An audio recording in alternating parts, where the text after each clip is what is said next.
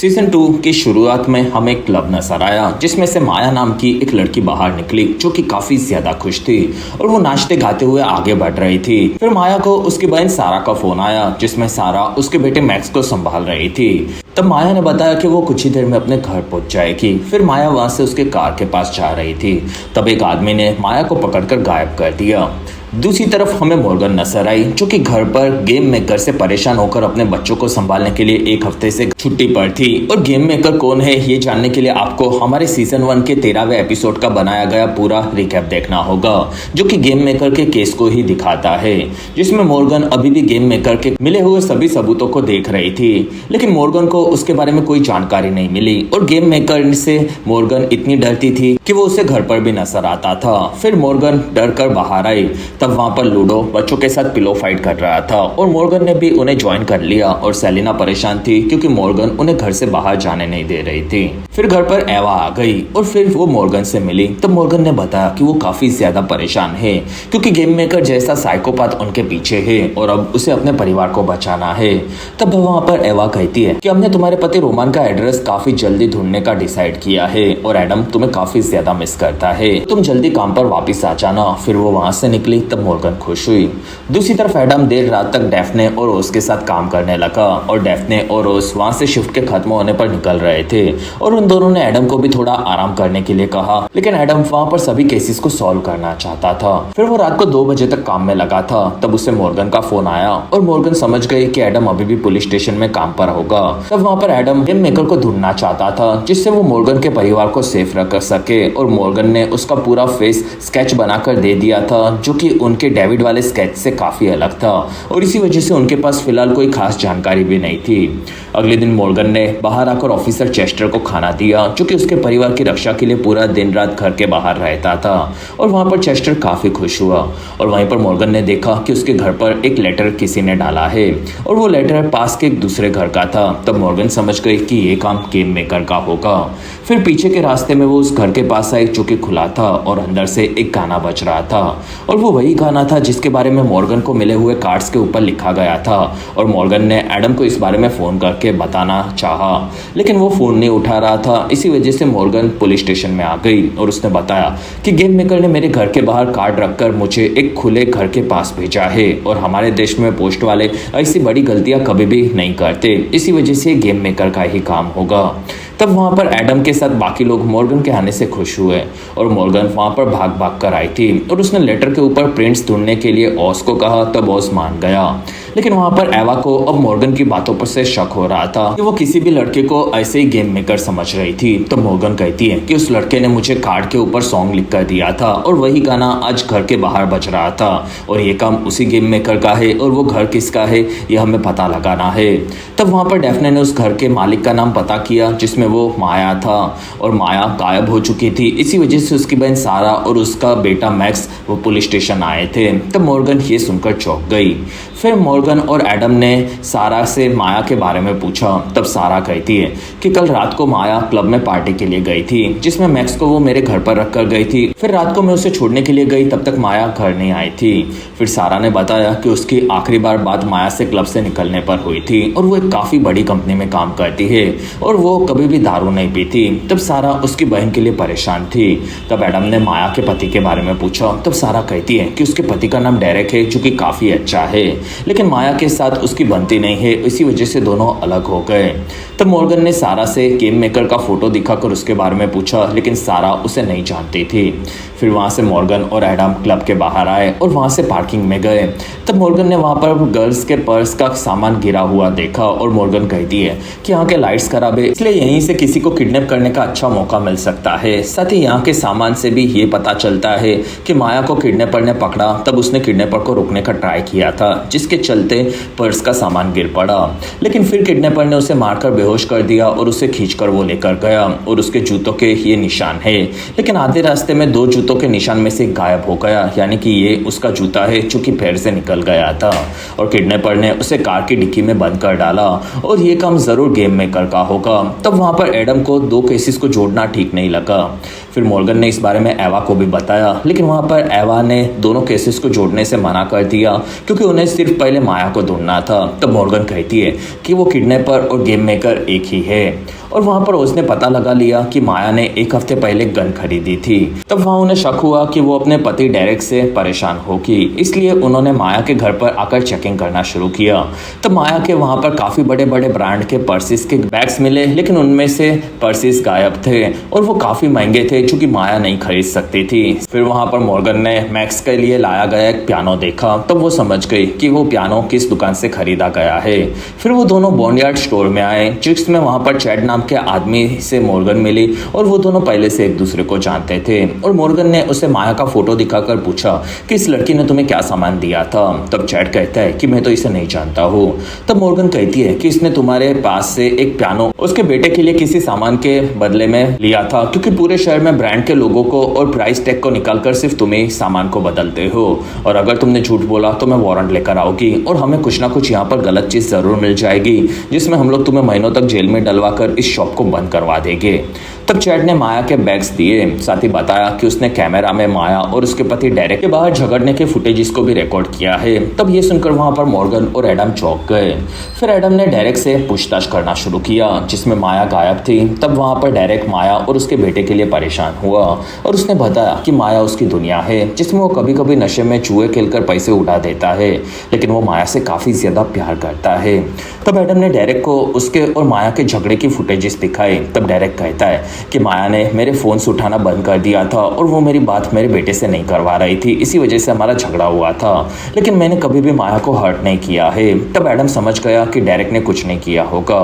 फिर मॉर्गन और एडम ने माया की बेस्ट फ्रेंड डैनी से बात करना शुरू किया, जिसके साथ वो क्लब में पार्टी में गई थी, और वो दोनों एक काफ़ी बड़ी कंपनी में जैसन नाम के बॉस के अंडर काम करते थे। तब डैनी ने बताया कि जैसन काफ़ी अमीर है और वो सभी लड़कियों पर लाइन मारता रहता है, जिसमें माया को कोई काफ़ी सारे गिफ्ट्स भिजवा रहा था जो कि जेसन हो सकता है, लेकिन माया जेसन से पटने नहीं वाली थी, और जेसन माया को काफ़ी सारे कॉन्सर्ट्स और क्लब के टिकट्स फ्री में देता था। तब माया एंजॉय करने के लिए उन्हें ले लेती थी।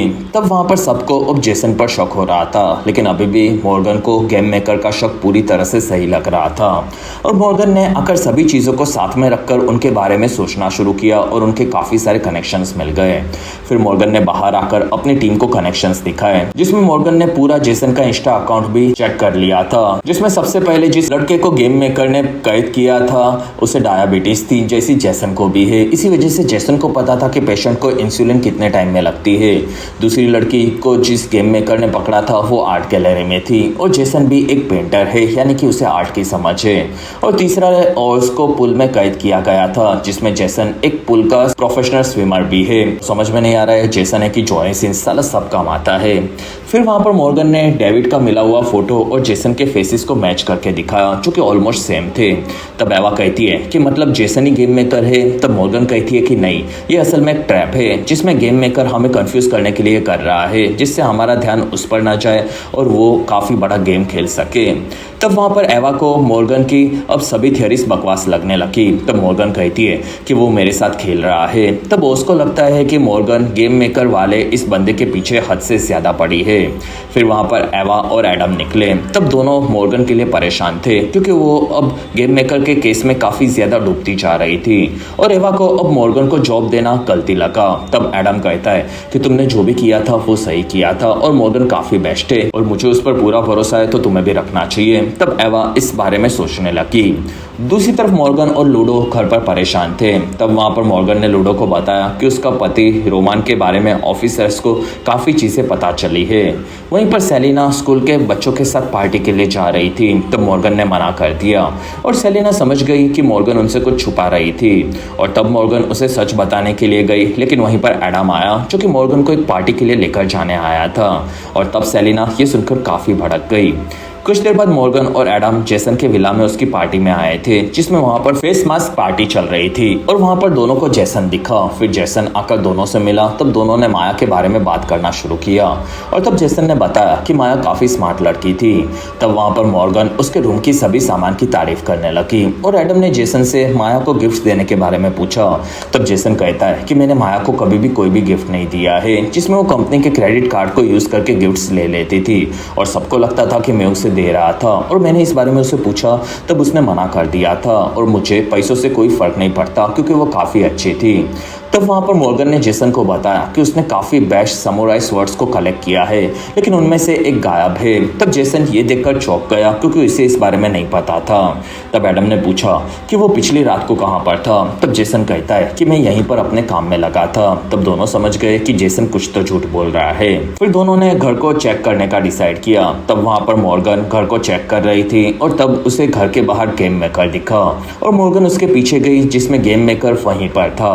और तब तक वहाँ पर एडम ने माया का हाथ का एक बैंड ढूंढ लिया जो कि उसने एक फोटो में देखा था। और तब तक गेम मेकर ने मास्क पहना और वो निकल गया। तब मॉर्गन उसके पीछे गई और उसने एडम को बुलाया। तब एडम ने आकर गेम मेकर को पकड़ लिया लेकिन मास्क निकलने पर पता चला कि वो असल में गेम मेकर नहीं बल्कि जेसन था। तब दोनों चौंक गए। फिर दोनों ने जेसन को अरेस्ट कर लिया और तब वहाँ पर मॉर्गन ने एडम को बताया कि वो गेम मेकर वहाँ पर आया था लेकिन अब वो मिल नहीं रहा है। तब एडम ने उसे शांत होने के लिए कहा। फिर सभी लोग पुलिस स्टेशन में आए। तब वहाँ पर डेरेक जेसन पर आकर भड़क गया था लेकिन वहाँ पर सबने डेरेक को शांत करवाया। फिर घंटों तक एडम ने जेसन और उसके वकीलों से बात की लेकिन वहाँ पर जेसन को माया के बारे में कुछ भी पता नहीं था, इसी वजह से वो आज़ाद हो गया। तब मॉर्गन कहती है कि उसे नहीं पता था क्योंकि जेसन ने ये नहीं किया है और ये गेम मेकर ने किया है। तब वहाँ पर एडम भड़क गया क्योंकि गेम मेकर को सिर्फ अभी तक मॉर्गन नहीं देखा था और सबको लगा कि मॉर्गन को भ्रम हुआ होगा। तब मॉर्गन कहती है कि उस साइकोपाथ ने मेरे सामने मेरे बच्चों से बात की थी और उससे मेरे बच्चों को खतरा था, तो मैं ऐसे आदमी का चेहरा कभी भी भूल नहीं सकती और तुम लोग मुझे पागल समझने लगे हो लेकिन वैसा बिल्कुल नहीं है। तब तक वहाँ पर डेफने ने माया की कार को ढूंढ लिया था। फिर वो लोग माया की कार के पास आए। तब कार में से उन्हें माया का खून से लथपथ कपड़ों के साथ साथ जेसन की समुराई कटाना मिली। तब वहाँ पर सब समझ गए कि जेसन ने शायद माया को मार दिया होगा और मॉर्गन वहाँ पर परेशान हुई।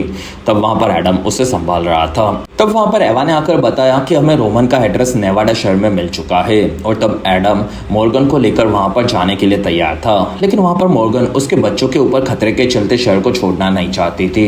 और तब ऑज और डेफने कहते कि हम लोग वहाँ पर जाकर ये चेक करके आएंगे। तब मॉर्गन मान गई और वहाँ पर एवा ने बताया कि डेरेक भी उसकी पत्नी के मरने से परेशान हुआ होगा। तब मॉर्गन ये सुनकर चौंक गई और वो कहती है कि हम में से किसी ने भी जेसन के अरेस्ट होने के बारे में उसे नहीं बताया था लेकिन डेरेक जेसन के आने पर पुलिस स्टेशन में था और डेरेक को माया के मरने के बारे में असल में गेम मेकर ने ही उसे फोन करके बताया होगा। साथ ही उसने जेसन पर भी इल्जाम लगाया होगा और उसने सारे सबूत जेसन पर ही उसी तरह से डाले होंगे। फिर मॉर्गन ने आकर एवा और एडम को बताया कि गेम मेकर काफ़ी ज़्यादा तेज है और उसने सबसे पहले मुझे माया के घर के पास भेजा और उसने डोर को खोल दिया था जो कि उसने पहले भी माया के घर पर किया होगा और उसके घर से क्रेडिट कार्ड पहले ही चुरा लिया होगा जो कि जेसन की कंपनी का था और वही माया को गिफ्ट्स लेकर भेजता था। साथ ही उसने जेसन के घर पर माया का हेयर बैंड रख दिया और फिर वहां से कटाना चुरा दी जिससे सारे इल्जाम जेसन के ऊपर लगे और माया को उसी ने मारा होगा जिसमें वो और कुछ बड़ा करने वाला है। और डेरेक अब शायद जेसन को मारने के लिए सोच रहा होगा लेकिन उसके पास हथियार नहीं है और माया के पास गन थी तो डेरेक उसे लेने के लिए माया के घर पर जाएगा और अभी तक माया की लाश नहीं मिली है तो फिलहाल उसके जिंदा होने के बारे में कुछ पता नहीं चल सकता लेकिन हमें पहले डेरेक को रोकना होगा। तब तक डेरेक ने माया के घर से गन निकाल ली और वो घर से निकला तब उसे जाते हुए वहां पर एडम ने देख लिया। दूसरी तरफ नेवाडा में हमें एक लेटर के साथ एक काला आदमी एक होटल रूम में नजर आया और उसी रूम के बाहर ऑस और डेफने रोमान को ढूंढते हुए पहुंच चुके थे। फिर एवा और मॉर्गन ने आगे के बारे में सोचना शुरू किया। वहीं पर गेम मेकर पुलिस स्टेशन में आकर कहता है कि तुम दोनों शायद मुझे ढूंढ रहे हो। तब उसे देखकर मॉर्गन वहां पर चौंक गई और इसी के साथ ही सीजन 2 का बेहतरीन एपिसोड 2 की शुरुआत में एडम डेरेक के कार का पीछा कर रहा था क्योंकि डेरेक गन लेकर आगे बढ़ा था लेकिन एडम ने डेरेक की कार को पार्किंग में रुका दिया लेकिन तब तक डेरेक वहां से गायब हो चुका था। फिर एडम वहां से स्टेशन वापस आया तब उसे पता चला कि गेम मेकर खुद पुलिस स्टेशन आया था और उसका असल में नाम क्लार्क था जिसका फोटो उसने न्यूज में देखा था, इसी वजह से वो पुलिस स्टेशन में आया था।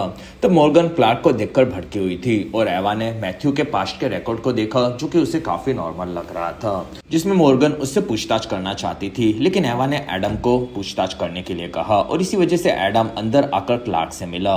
फिर उसने क्लार्क को किडनैप होने वाले सभी लोगों के फोटोज दिखाए। तब क्लार्क कहता है कि मैं इनमें से किसी को नहीं जानता। तब एडम ने कहा कि अभी अभी माया नाम की एक लड़की भी किडनैप हुई है। तब क्लार्क कहता है कि नहीं, मैं उसे भी नहीं जानता।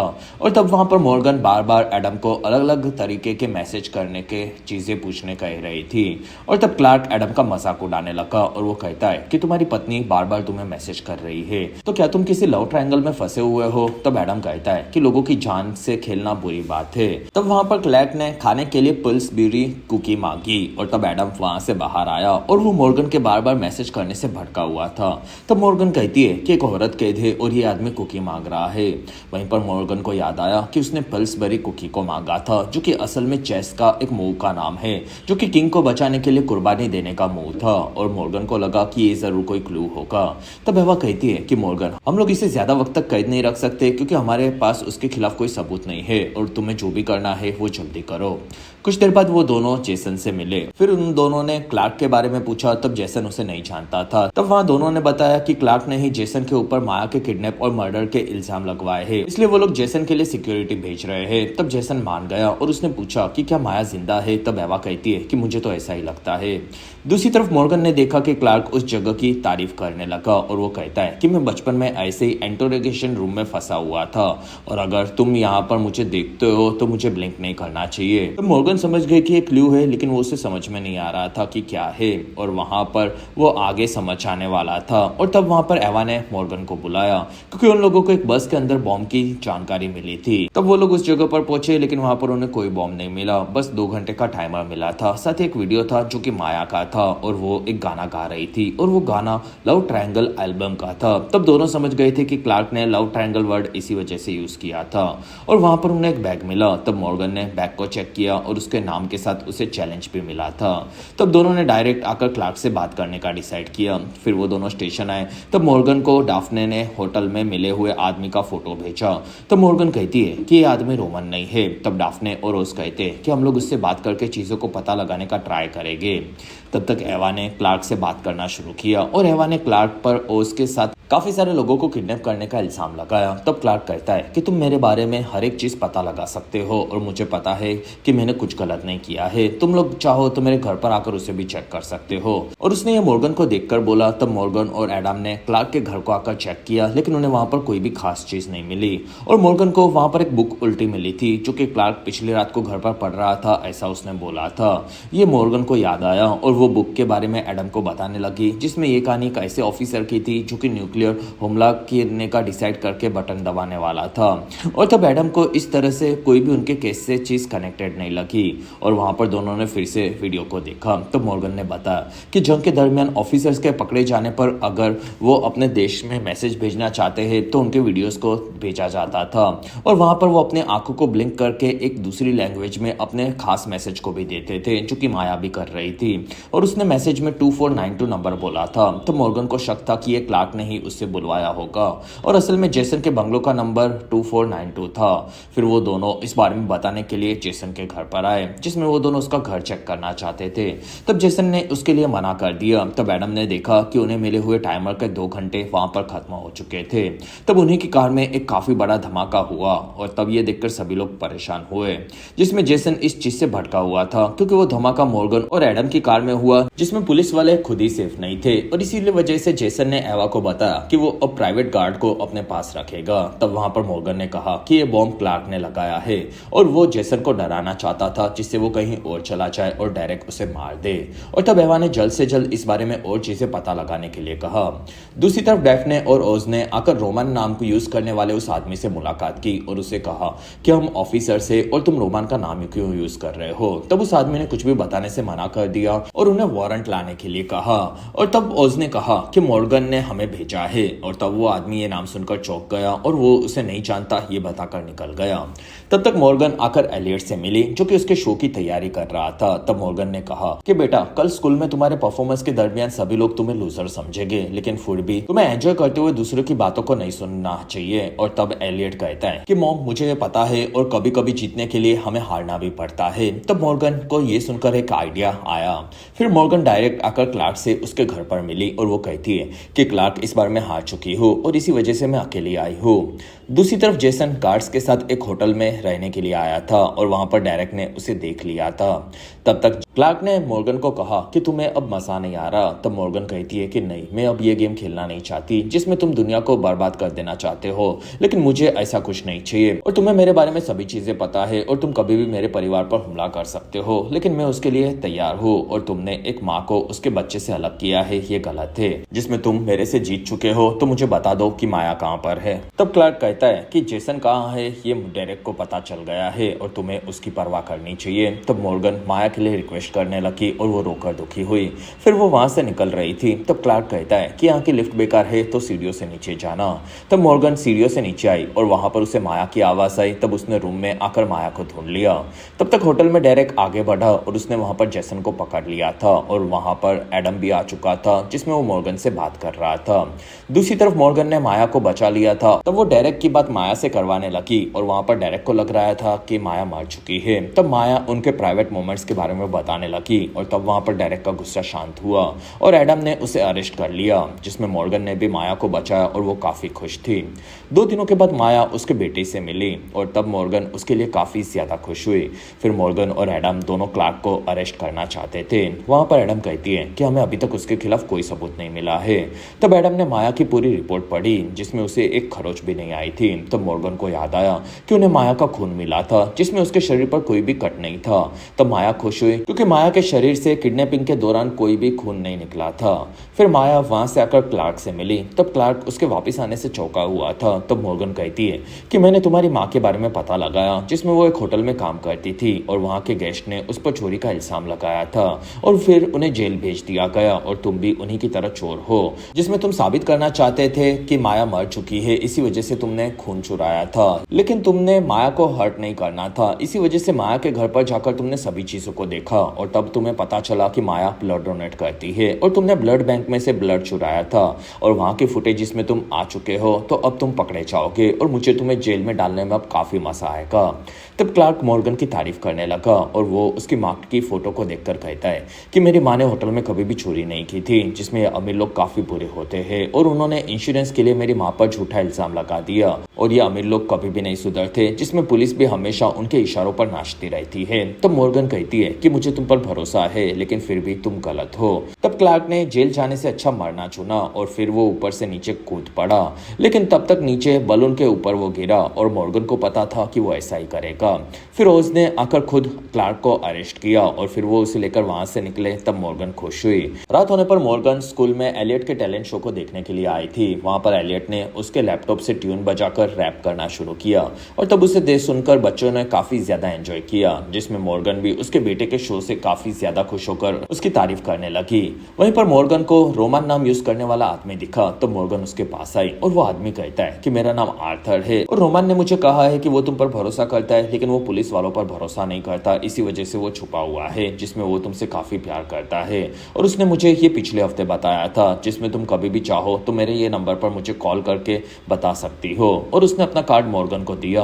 तब मॉर्गन कहती है कि तुम्हारे फोटो में तुम्हारे पास एक बैग था जो कि रोमन का था और उसके अंदर क्या था। तब आर्थर कहता है कि रोमन ने सिर्फ तुम पर नजर रखने के लिए मुझे कहा था, बाकी मैं तुम्हें कुछ नहीं बता सकता। फिर आर्थर वहां से निकल गया।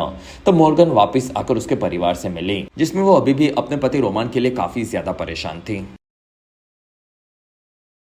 एपिसोड 3 की शुरुआत में चैट नाम का एक बुढ़ा आदमी दिखा जो कि एक रेस्टोरेंट में आया और वहां पर वो अंदर घुसा। तब वेट्रेस ने देखा कि 2 टेबल पर काफी कचरा था। तब उसने चैट को तीसरे टेबल पर बिठाया और वहां से वेट्रेस खाना लेने के लिए अंदर गई।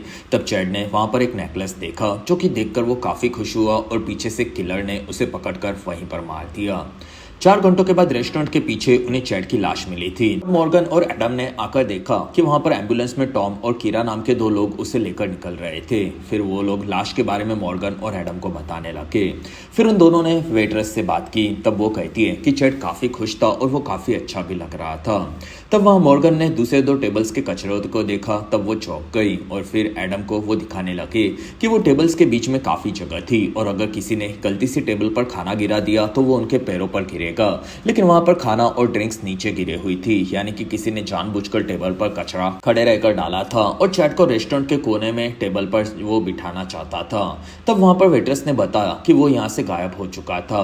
लेकिन फिर उसे बतख की आवाज आने लगी। तब वो पीछे की तरफ गई और उसे वहां पर लाश मिली। तब दोनों चौंक गए क्योंकि उनके शहर में बतख होने का इम्पॉसिबल था। फिर वो दोनों आकर चैट के घर को चेक करने लगे। तब उन्हें पता चला कि चैट के ऊपर काफी सारा कर्जा था और वो एक प्रोफेशनल गैम्बलर था और वहीं पर उसके रूम को तोड़कर एक गुंडा अंदर घुसा। तब एडम ने उसे पकड़ लिया और वो गुंडा एडम को मारकर भागा। तब एडम ने उसका पीछा करके मॉर्गन की थोड़ी सी मदद से उसे नीचे पकड़ लिया और फिर वो आकर उस गुंडे से पूछने लगे कि वो वहां पर चोरों की तरह क्यों घुसा था। तब उस गुंडे ने बताया कि उसके बॉस ने उसे वहां पर भेजा था, जिसमें उस गुंडे के पास एक इंजेक्शन भी था जिससे वो किसी की भी जान ले सकता था। तब दोनों ने पूछा कि तुम्हारा बॉस कौन है। कुछ देर बाद वो दोनों एक अंडरग्राउंड माफिया के कैसीनो में पहुंचे और वहां पर मार्को नाम का माफिया से वो दोनों मिले। तब मार्को कहता है कि मैं पुलिस वालों से बात नहीं करता। तब मॉर्गन ने उसके टेबल के मशीन की तारीफ करना शुरू किया जिसमें पत्ते अपने आप सफल होते थे और वो कहती है कि मेरे बच्चों को ये मशीन काफी पसंद है क्योंकि वो जानना चाहते थे कि ये पत्ते कैसे रैंडमली घुमाता है। और तब मार्को ने वहां से सभी लोगों को भगा दिया और एडम समझ गया था कि उस मशीन के अंदर पत्तों में गड़बड़ हो सकती है और उन्हें अपने हिसाब से सेट करके क्लाइंट को लूटा जा सकता है। इसी वजह से मार्को अपने क्लाइंट्स के खोने से डर रहा था। और तब वहां पर मार्को ने पूछा कि तुम लोगों को क्या चाहिए। तब एडम ने चैट के बारे में बताया जो कि मर चुका था और वो लोग समझ गए थे कि मार्को ने अपने आदमी को भी चैट को मारने के लिए भेजा था। और मॉर्गन ये भी समझ गई थी कि चैट के मरने से मार्को को फायदा होने वाला था क्योंकि चैट के इंश्योरेंस में मार्को का सोशल सिक्योरिटी नंबर मॉर्गन ने देख लिया था और इंश्योरेंस में चैट ने अपने नॉमिनी को बदलकर मार्को को चुना था। और वो ऐसा चैट ने इसलिए किया था क्योंकि उसे मार्को ने काफी सारे पैसे लोन के लिए दिए थे जो कि वो कैसीनो में हार चुका था। तब मार्को कहता है ये चैट का खुद का आइडिया था और मैंने ऐसा उसे कुछ नहीं बोला था। तब वहां पर दोनों को इस चीज का अंदाजा था। अगले दिन दोनों चैट की बेटी ईवा से मिले। तब वहां पर ईवा को उसके पिता के इंश्योरेंस के पैसों के बारे में कुछ नहीं पता था और वो हमेशा से अपने माँ के साथ रहती थी क्योंकि उसके पिता गैम्बलिंग में डूबे रहते थे और वो पिछले 3 हफ्तों से ही उसके पिता से मिलने लगी थी और वो कहीं जाने वाले थे और अब सब ठीक होने वाला था ऐसा वो बता रहे थे। तब डाफने कहती है कि वो अपने साथ एक बग का नेकलेस भी लाए थे। तब ईवा कहती है कि वो मेरे लिए था क्योंकि वो मुझे बचपन में लेडी बग नाम से बुलाते थे। तब एडम ने पूछा कि वो तुम्हें देने वाले थे तो तुम उनसे मिलने के लिए क्यों नहीं गई। तब ईवा कहती है कि मर्डर के दिन हम मिलने वाले थे लेकिन वो वहां पर आए नहीं। तब एडम ने दोनों की लोकेशन पूछी और पता चला कि वो दोनों अलग अलग जगह पर मिलने वाले थे और उन्हें असल में किलर ने अलग अलग भेजा था। तब वहां पर एडम ने मॉर्गन के साथ सभी चीजें देखी और वहां पर मॉर्गन ने पता लगा लिया था कि चैट ने असल में खुद के मरने का प्लान बना लिया था जिससे वो मार्को के इंश्योरेंस के पैसे उसे दे सके और वो खुद की मौत को नेचुरल मौत दिखाने वाला था। और मरने से पहले वो अपनी बेटी डेफने से ही मिला लेकिन किसी ने उससे पहले ही मार दिया और वो कौन था और उसने ऐसा क्यों किया अब ये मॉर्गन और एडम को पता लगाना था। फिर वो दोनों हॉस्पिटल में चैट और एवा को देख रहे थे। तब वहां पर ओपरा नाम की एक औरत चैट के बॉडी पार्ट्स को डोनेट करने के बारे में एवा को समझा रही थी। तब मॉर्गन को एवा का सालों के बाद उसके पिता से मिलना देखकर उसकी बेटी और रोमान का रिश्ता याद आ गया और वो उनके लिए दुखी थी।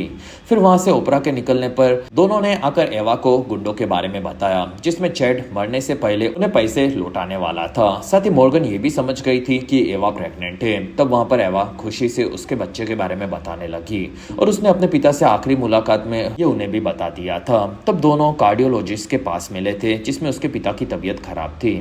कुछ देर बाद मॉर्गन ने आकर सेलिना से स्कूल में आर्थर और रोमान से जुड़ी हुई सभी चीजें बता दी जिसमें वो उसकी बेटी से कुछ छुपाना नहीं चाहती थी। तब सेलिना काफी खुश हुई। फिर मॉर्गन उसके काम के लिए वापस जाने के लिए निकली लेकिन तब सेलिना उसके पिता के बारे में और भी चीजें पता लगाना चाहती थी, इसी वजह से वो स्कूल से निकल गई। तब तक मॉर्गन की टीम ने ऑफिस में पता लगा लिया कि चैट और एवा दोनों को अलग अलग जगह पर मिलने के लिए किलर ने ईमेल किया था और वो दोनों ने ईमेल आईडी को चेक नहीं किया। तब वहां पर मॉर्गन ने चैट के फोन में अलार्म बजाया जो कि बतख की आवाज थी। तब मॉर्गन कहती है कि ये आवाज किसी ने जानबूझकर बजाई थी, इससे लाश सही वक्त पर लोगों को मिल जाए और वो तभी के तभी नहीं मरा तो उसके दिल को मरने से पहले दूसरा कोई यूज कर सकता है, जिसमें वो दिल जिसे भी मिलने वाला था वही कातिल हो सकता है। इसलिए दोनों ने आकर ओपरा से इस बारे में पूछा। तब ओपरा ने इस बारे में बताने से मना कर दिया और तब दोनों ने उसे मर्डर के इल्जाम में अंदर डालने की धमकी दी। तब ओपरा कहती है कि तुम इस बारे में मेरी ऑफिस में आकर पूछना, तब मैं पता लगाकर बताऊंगी। तब दोनों समझ गए कि ओपरा कुछ तो छुपा रही है। वहीं पर मॉर्गन को पता चला कि सेलिना को पुलिस ने अरेस्ट कर लिया है। तब वहां से मॉर्गन और एडम ने आकर देखा कि सेलिना उसके पिता की तरह दीवारों पर पेंट कर रही थी और ऑफिसर ने इसी वजह से उसे पकड़ लिया था। तब मॉर्गन उस ऑफिसर पर भड़क गई और उसने वहां पर गलती से ऑफिसर के शर्ट पर रंग डाल दिया, जिसके चलते मॉर्गन और सेलिना दोनों को जेल में डाल दिया गया था। लेकिन वहां पर एडम ने आकर उनकी बेल करवा दी। रात होने पर सेलिना ने उसके कारनामे के लिए मॉर्गन से माफी मांगी। तब मॉर्गन कहती है कि बेटा कोई बात नहीं और मुझे तुम्हें स्कूल के टाइम पर वो नहीं बताना चाहिए था। तब सेलिना कहती है कि मॉम, मुझे लगा था कि डैड हमारी परवाह करते हैं, लेकिन वो जिंदा रहकर भी हमें छोड़कर गए हैं और शायद हमारी परवाह नहीं है, ये तो मैं समझ चुकी हूँ। तब मॉर्गन कहती है कि नहीं बेटा, जितना मैं उन्हें जानती हूँ वो तुमसे काफी प्यार करते हैं और हमें छोड़ वो चुके हैं, लेकिन उसकी भी कोई वजह होगी और वो तुमसे हद से ज्यादा प्यार करते हैं। फिर वो चैट के बारे में बताने लगी, जिसमें वो अपनी बेटी से काफी ज्यादा प्यार करता था, लेकिन अब वो मर चुका था। तब सेलिना को हॉस्पिटल की लिस्ट में कार्ल नाम के एक प्रोड्यूसर का नाम दिखा जो कि काफी बीमार था और उसे हार्ट ट्रांसप्लांट की जरूरत थी। तब मॉर्गन ने कार्ल का प्रोफाइल देखा, जिसमें वो काफी वक्त से पुराने फोटोज को अपलोड कर रहा था और उसके ऑपरेशन की हाल ही में तैयारी हो रही थी। तब मॉर्गन और एडम ने आकर कार्ल को पकड़ लिया, जिसमें वो हार्ट ट्रांसप्लांट के लिए निकल रहा था। तब दोनों ने कहा कि तुम्हारे हार्ट के लिए एक आदमी को मार दिया गया है। तब कार्ल कहता है कि मैं ये लीगली करवा रहा हूँ, जिसमें मैं इसके लिए दूसरे देश जा रहा हूँ, तो मुझे यहाँ पर किसी आदमी के बारे में नहीं पता है। तब एडम समझ गया कि कार्ल को चैट के हार्ट नहीं मिलने वाला है। वहीं पर उन्हें पता चला कि किसी ने हॉस्पिटल से चैट का दिल चुरा लिया है, जिसमें 6 घंटों के अंदर ऑपरेशन करना पड़ता है। इसलिए उन्होंने ओपरा से इस बारे में पूछताछ करना शुरू किया। तब ओपरा कहती है कि मैंने ये नहीं किया है, जिसमें हमें कार्ल के लिए दिल चाहिए था और वो हमारे सबसे बड़े इन्वेस्टर्स में से एक था, इसलिए दिनों जान से हमने उसके लिए दिल ढूंढने की कोशिश की थी, लेकिन चैट का दिल उनके शरीर में मैच नहीं हो रहा था। बाकी आप चाहो तो मैं बाकी पेशेंट्स की लिस्ट दे सकती हूँ। तब एडम मान गया, जिसमें उनके पास 40 से 50 नाम मिले थे और मॉर्गन ने एक के बाद एक सभी को देखना शुरू किया और उनके प्रोफाइल के हिसाब से वो उन्हें अलग करने लगी। तब उसे 6 नाम मिले थे और मॉर्गन ने समझ लिया था कि ये हार्ट रोज नाम की पेशेंट के लिए किसी ने चुराया था और ये काम असल में उसके बेटे ने किया था। फिर वहां से मॉर्गन और एडम निकले। तब एडम ने पूछा कि तुम्हें ये सब कैसे पता चला। तब मॉर्गन कहती है कि उसके बेटे का नाम टॉम है, जो कि वही एम्बुलेंस वाला है जिसने चैट की बॉडी को उसके मरने के बाद उठाया था और मैंने उन दोनों के सरनेम से यह पता लगा लिया, जिसमें टॉम और चैट पहले भी एक दूसरे को जानते थे और चैट मरने के बाद अपने दिल को रोज को देकर उसकी जान बचाने के लिए तैयार था। लेकिन फिर मरने के पहले चैट अपनी बेटी से मिला, तब उसे पता चला कि वो नाना बनने वाला है, इसलिए चैट ने नहीं मरने का डिसाइड किया। लेकिन टॉम अपनी माँ को बचाना चाहता था और इसी वजह से उसने चैट को रेस्टोरेंट के बाहर मार दिया और फिर उसकी बॉडी पर अलार्म बजाकर फोन रख दिया, जिसके चलते बतख की आवाज से वेट्रेस को वो बॉडी मिल गई और वो पूरा न मले उसके पहले वो एम्बुलेंस लेकर वो वहां पर पहुंच गया, जिससे वो उसके दिल को निकाल सके। साथ ही मॉर्गन दुखी थी क्योंकि अब रोज को दिल नहीं मिलेगा और वो मर सकती थी। फिर दोनों ने आकर इस बारे में रोज को बताया। तब रोज काफी दुखी हुई क्योंकि उसे इस बारे में कुछ नहीं पता था। तब एडम ने बताया कि अब उसका बेटा अरेस्ट होने वाला है। फिर वहां पर टॉम ने आकर उसकी माँ रोज से मुलाकात की और तब उसकी माँ को पता था कि उसके बीमार होने के चलते ही टॉम ने यह किया है और ये सोचकर वो काफी ज्यादा दुखी हुई। रात होने पर मॉर्गन ने एवा को उसका लेडी बग का नेकलेस दिया। तब एवा कहती है कि मेरे डैड ने मुझे ये पहले ही दिया था और ये शायद मेरे बच्चे के लिए होगा। मॉर्गन ने पूछा कि तुम्हारे पिता सालों के बाद तुम्हारी जिंदगी में वापस आए थे, तो तुमने उन्हें अपनाया कैसे? और तब एवा कहती है कि मेरी माँ ने मुझे अच्छी परवरिश दी है। और तब ये सुनकर मॉर्गन काफी खुश हुई। वहां पर एडम ने मॉर्गन को बताया कि एंजेलिना नाम की एक लड़की को चैट का दिल दिया है और वो उसी के चलते बची है। तब मॉर्गन इस चीज से काफी ज्यादा खुश हुई और इसी के साथ ही बेहतरीन एपिसोड यहीं पर खत्म हुआ। एपिसोड 4 की शुरुआत में हमें मॉर्गन और एडम नजर आए जो कि पुलिस स्टेशन में बात कर रहे थे। वहां पर एवा ने आकर उन्हें बताया कि 911 पर एक फोन आया था जिसमें सभी लोग उनकी बात सुनने लगे और वहां पर एक औरत ने कहा कि उसने एक गोली चलाई है और तब वहां पर ये सुनकर सभी लोग चौंक गए। तब एवा ने रैना नाम की उस औरत से मिलने के लिए मॉर्गन और एडम को कहा। तब पुलिस के साथ रैना के घर पर वो दोनों पहुंचे और वहां पर रैना ने कहा कि मैं कितनी बार बताऊं, मैंने कोई कॉल नहीं किया है। तो मॉर्गन कहती है कि तुमने किया है क्योंकि तुम्हारी एक्सेंट थोड़ी सी अलग है, जो कि कॉल पर भी हमने सुनी थी। तब रैना भड़क गई और उसने अपना फोन दिखाया जिसमें वो लूसी नाम की लड़की से फोन पर बात करती थी, लेकिन उसने पुलिस को सच में फोन नहीं लगाया था। और वहां से रैना ने उन दोनों को बाहर निकाला। तब दोनों को लगा कि शायद ये कोई मजाक किया होगा या तो कोई छोटी मोटी गड़बड़ हो गई, लेकिन इसमें कोई उन्हें बड़ा क्राइम नहीं दिखा। अगले दिन दोनों वापस रैना के घर पर आए, जिसमें वहां पर रैना का मर्डर हो चुका था। तब दोनों को लगा कि सच में यहाँ पर कोई बड़ी गड़बड़ हुई होगी, और वहां पर उन्होंने आसपास के लोगों से बात करना शुरू किया। तब मॉर्गन ने रैना के कपड़ों को देखा और वहां पर किसी ने उसे धक्का पीछे से दिया था और ये एक मर्डर था, ये वो समझ गई थी।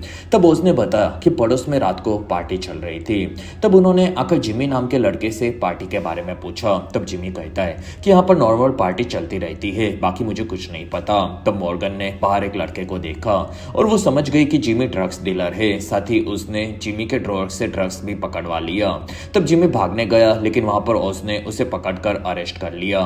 फिर दोनों ने जिमी से रैना की मौत के बारे में पूछा। तब जिमी कहता है कि मैं उसे ड्रग्स सप्लाई करता था, लेकिन उसका एक आदमी से झगड़ा हो गया था और वो कई बार मेरे से ड्रग्स की जगह पर अलग अलग मेडिटेशन की दवाइयां भी लेती थी, जिसमें हम दोनों उसके बेसमेंट में कई बार माल भी फूकते थे। तब मेडिसिन के नाम से दोनों समझ गए कि रैना को अल्जाइमर था और वो चीजें भूल जाती थी। और रैना ने 911 पर फोन लगाकर मर्डर देखा है ये बताया था, लेकिन उसने ये मर्डर जिंदगी में पहले कभी देखा था। उसने फोन पर यह भी बताया था कि उसने गोली चलते हुए देखी है और ये चीज सच में पहले हो चुकी थी। और फिलहाल वो अल्जाइमर के चलते ये चीज भी भूल चुकी थी। इसलिए दोनों ने आकर उसके बेसमेंट को चेक किया और तब उन्हें वहां पर एक दूसरा फोन मिला, जिससे रैना ने 911 को फोन लगाया था।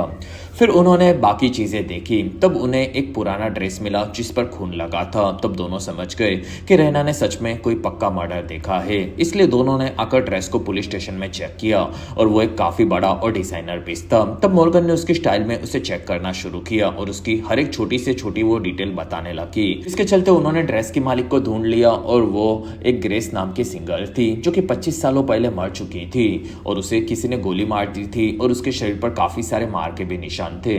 तब मॉर्गन समझ गए कि रैना ने ग्रेस के मर्डर को देखा होगा और तब दोनों को एडी नाम के आदमी के बारे में पता चला, जो कि उन दोनों का मैनेजर था और वो दोनों सिंगर बनने के लिए शहर में आई थी। तब वहां से ओज और डेफने आकर एडी से मिले। दूसरी तरफ मॉर्गन और एडम लूसी नाम की लड़की से मिले, जिससे रैना कई बार फोन पर बात करती थी और रैना ने ही उसे पाल पोस कर बड़ा किया था। तब लूसी बताती है कि रैना काफी टैलेंटेड थी और वो एक काफी बड़े रेस्टोरेंट में लीड सिंगर भी थी, लेकिन वो जिंदगी में कभी भी बड़ी स्टार नहीं बन पाई। तब वहां पर एडी और लूसी दोनों ने चारों को एक ही चीज बताई कि वो दोनों मैक एप्स नाम के आदमी के बड़े से रेस्टोरेंट में गाना गाती थी। तब लूसी ने बताया कि रैना को लगता था कि मैक के चलते ही उसका करियर कभी भी ऊपर नहीं गया है। साथ ही मैक रैना और ग्रेस दोनों को परेशान करता था और वो काफी पावरफुल था। इसी वजह से वो दोनों की छत्र छाया से बाहर नहीं आ पाए और वो उसी के लिए काम करते रहे। फिर दोनों ने आकर सभी चीजों को देखा, जिसमें लूसी के मर्डर के वक्त पर वो दूसरे शहर में अपने फोटोग्राफी के काम के लिए गई थी। ये बताकर उसने अपने फोटोज भी दिए थे, जिसमें वो शक से बाहर थी। और रैना ने ग्रेस को मारते हुए देखा था और उसके बाद मैक के घर पर वो सालों से रहती थी और अब उसी का भी मर्डर वहां पर हो चुका था, जिसमें शायद रैना को मुंह बंद रखने के लिए वो घर मैक से मिला होगा, ये भी वो समझ गए थे। और उन्होंने एक फुटेज मिली जिसमें रैना के मरने के 2 दिन पहले वो मैक से मिली थी और उन दोनों का एक काफी बड़ा झगड़ा हुआ था। तब रैना को मैक नहीं मारा होगा ऐसा एवा को शक हुआ। तब मॉर्गन और एडम आकर मैक से मिले। तब वहां पर मैक उन्हें धमकाने लगा, लेकिन वो दोनों डरने वालों में से नहीं थे। तब मैक ने दोनों को क्या चाहिए ये पूछा। तब एडम कहता है कि 2 दिनों पहले रैना मर चुकी थी और सालों पहले ग्रेस भी मर गई थी, तो उनका मैक से कुछ कनेक्शन होगा। तब मैक ने कुछ भी बताने से मना कर दिया और वो कहता है कि मेरा उन दोनों में से किसी से भी लेना देना नहीं है, क्योंकि उन दोनों को मैंने काफी ज्यादा मदद की थी और रैना को तो मैंने रहने के लिए घर भी दिया था, लेकिन उसका करियर फिर भी आगे नहीं बढ़ा और मैंने फिर भी उससे घर वापस नहीं लिया था। तब मॉर्गन कहती है कि तुम्हारा ग्रेस के साथ लेना देना तो है, क्योंकि तुम दोनों के हाथ में सेम टैटू है जो कि तुम्हारे प्यार की निशानी है और तुम दोनों का अफेयर चल रहा था। तब एडम ने मैक के ऊपर ग्रेस को मारने का इल्जाम लगाया। वहां पर मैक ने दोनों को सबूत लाने के लिए कहा। तब मॉर्गन कहती है कि उसने ग्रेस के सभी फोटोज देखे थे, जिसमें वो अपने मेकअप्स के नीचे बॉडी के मार के निशानों को छुपाती थी, जिसमें मैक उसे अब्यूज करता था, ये तो उसे पता है, बाकी सबूत वो जल्दी ढूंढ लेगी। फिर वापस आकर मॉर्गन ने फिर से ग्रेस के सभी फोटोज देखे और फिर वो समझ गई कि ग्रेस जब रेस्टोरेंट में गाती थी इसी बीच उसने एक बच्चे को पैदा किया था और इसी वजह से उसके फोटोज में सब निशान अलग अलग दिख रहे थे और उस बच्चे को उसने मैक से छुपाया होगा, इसी वजह से मैक ने उसे मारा होगा। और वहां पर उन्होंने मैक के फोटोज भी देखे, जिसमें ग्रेस के मरने के बाद मैक के हाथ में काफी बड़ी चोट लगी थी। तब मॉर्गन ने थ्योरी बताई जिसमें मैक ने पहले ग्रेस के पेट में गोली मारी, लेकिन वो मरी नहीं थी, इसलिए मैक उसे दूसरी गोली मारने गया, लेकिन गन के रिलोड न करने से वो बीच में फंस गई और फिर मैक ने तीसरी गोली मारी, तब गन फट पड़ी, जिसके चलते ग्रेस के मुंह पर निशान मिले थे, साथ ही मैक के हाथ में भी घाव आया था। और ये चीज रैना ने देखी थी, जो कि वहां की नई सिंगर थी। तब मैक ने रैना को खरीद लिया था और इसी वजह से उन्होंने मैक को अरेस्ट करने का डिसाइड किया। फिर एडम मैक को पकड़ने के लिए उसके पास आया, तब वहां पर मैक ये चीज देखकर समझ गया था और मैक ने वहां पर एक लड़की को पकड़ लिया। तब एडम कहता है कि तुमने ग्रेस को मार दिया था तो तुम्हें उसकी सजा मिलेगी। तब मैक कहता है कि उस औरत ने मुझसे मेरे बच्चे को दूर रखा था और वो यही डिजर्व करती थी। और वहां पर एडम ने मैक को गोली मारकर खत्म कर दिया। अगले दिन एडम को इस चीज के चलते 3 दिनों तक काम से छुट्टी मिली थी, लेकिन वहां पर एडम को अभी भी केस को पूरा करना था, जिससे वो पता लगा सके कि मैक ने कब और कैसे रैना को भी मारा होगा। इसी वजह से वो इंक्वायरी ऑफिसर से बिना बताए ये काम करने लगा और वहां पर मॉर्गन के साथ एडम ने आकर मैक की कार को चेक किया और तब उन्हें एक जेल के विजिटर का कार्ड मिला था। तब एवा ने कंफर्म किया कि मर्डर के वक्त पर मैक जेल में था। तब दोनों समझ गए कि ग्रेस को तो शायद उसने मारा होगा, लेकिन रैना को किसी और ने मारा है। तब मॉर्गन ने फिर से सभी चीजों को देखा और वो समझ गई कि रैना को किसने मारा है और ग्रेस का बच्चा कहाँ पर है। फिर मॉर्गन और एडम दोनों आकर लूसी से मिले और तब लूसी ने पूछा कि आपको क्या पता चला और कोई किलर मिला कि नहीं।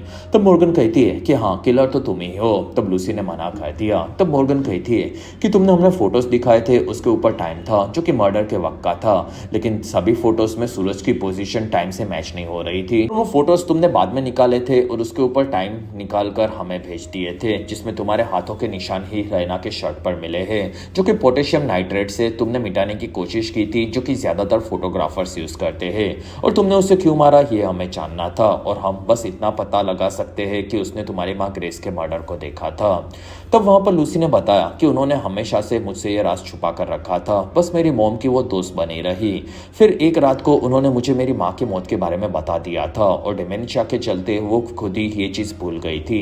तब मैं जानना चाहती थी कि मेरा बाप कौन है और ये पूछने पर रैना मुझ पर भड़क गई थी, क्योंकि उसे लगा था कि मुझे कुछ नहीं पता है। और फिर हमारा झगड़ा हुआ, तब मैंने गुस्से में उन्हें धक्का मारा था, लेकिन मैं उन्हें मारना नहीं चाहती थी। तब एडम कहता है कि फिर भी वो मर गई और फिर एडम ने लूसी को अरेस्ट कर लिया।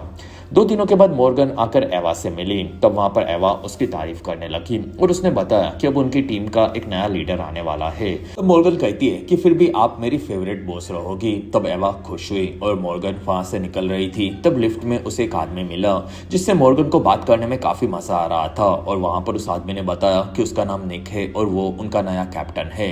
तब मॉर्गन उसे देखकर चौंक गई और इसी के साथ बेहतरीन सीजन 2 का एपिसोड 4 यहीं पर खत्म हुआ। एपिसोड 5 की शुरुआत में मॉर्गन आकर आर्थर से मिली, क्योंकि आर्थर उसका फोन नहीं उठा रहा था और आर्थर ने पूछा कि तुम्हें क्या चाहिए। तो मॉर्गन कहती है कि तुम मेरे पति की परवाह करते हो और उसके कहने पर तुम यहाँ पर भी हम पर नजर रखने के लिए आ गए, तो ये बता दो कि वो कहाँ पर है।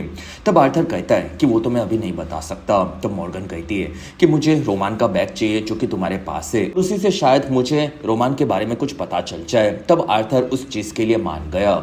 अगले दिन एवा ने पूरी टीम को निक से मिलवाया, जो कि अब उनका नया बॉस और कैप्टन था और निक ने ही अब सभी केसेस को हैंडल भी करना था।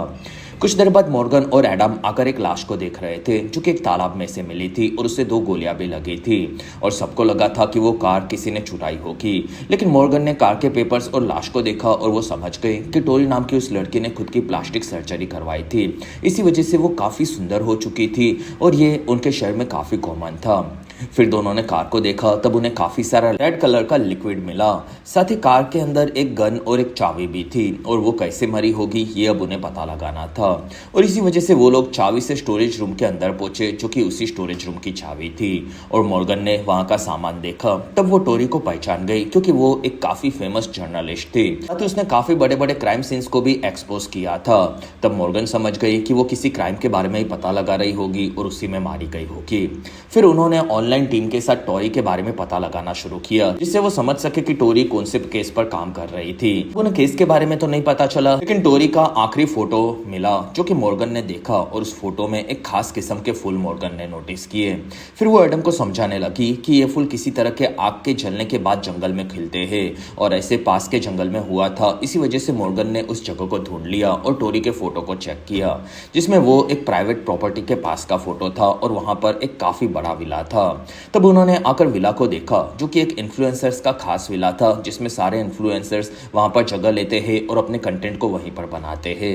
फिर वो दोनों आकर इन्फ्लुएंसर टोरी के बारे में बात करने लगे। तब उन्होंने बताया टोरी इन्फ्लुएंसर बनकर वहां पर आई थी, लेकिन वो एक जर्नलिस्ट है, ये उन्हें नहीं पता था। फिर दोनों बाकी का सामान देख रहे थे, तब वो लोग चौंक गए, क्योंकि इन्फ्लुएंसर 30 सेकंड के वीडियो के लिए 30 घंटों तक केमिकल्स को तैयार करते थे और ये सब उनके चार्ट से उन्हें पता चला।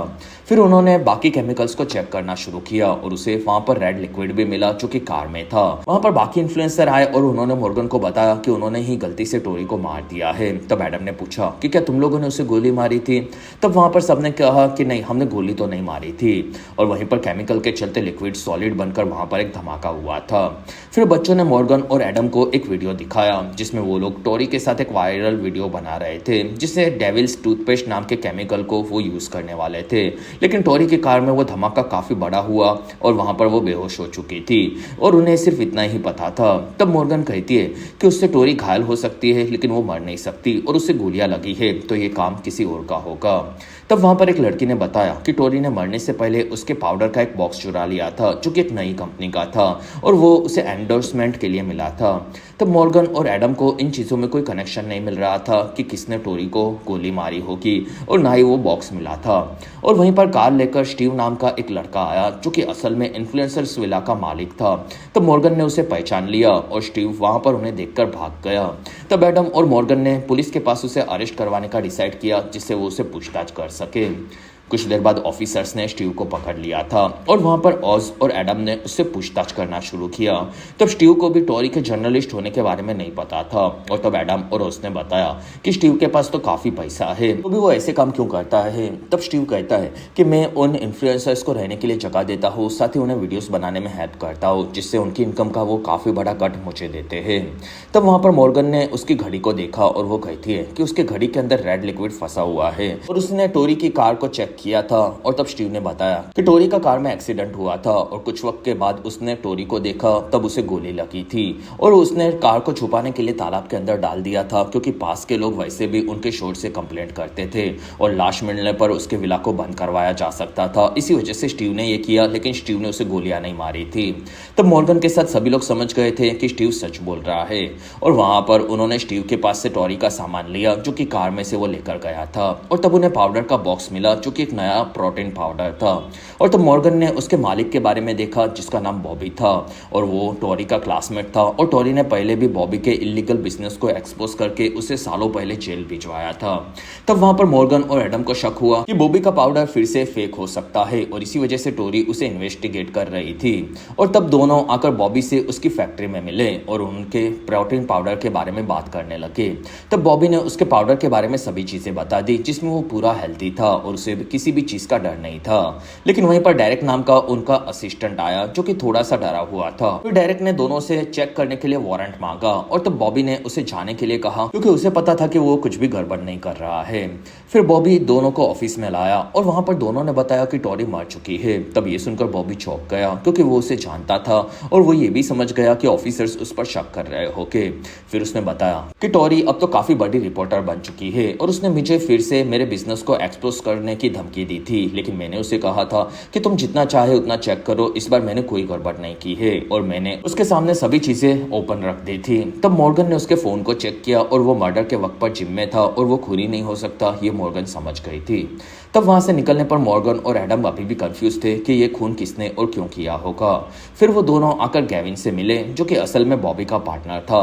तब वहां पर गैविन बॉबी की तारीफ करने लगा, क्योंकि वो एक काफी अच्छा आदमी था और वो प्रोटीन पाउडर से दुनिया को सुधारने वाला था। तब वहां पर दोनों ने बताया कि बॉबी ने शायद टोरी को मारा है। तब गैविन कहता है कि बॉबी टोरी से काफी परेशान था, क्योंकि सालों पहले टोरी ने किसी इलीगल चीजों को बेचने के चक्कर में उसे जेल भिजवा दिया था, लेकिन उसी वजह से वो उससे नफरत नहीं करता था। लेकिन थोड़े दिनों पहले टोरी ने उसे हमारे नए बिजनेस के बारे में धमकाया था। तब बॉबी ने मेरे सामने कहा था कि अगर वो बास नहीं आई तो वो इस बार टोरी को ठिकाने लगा देगा।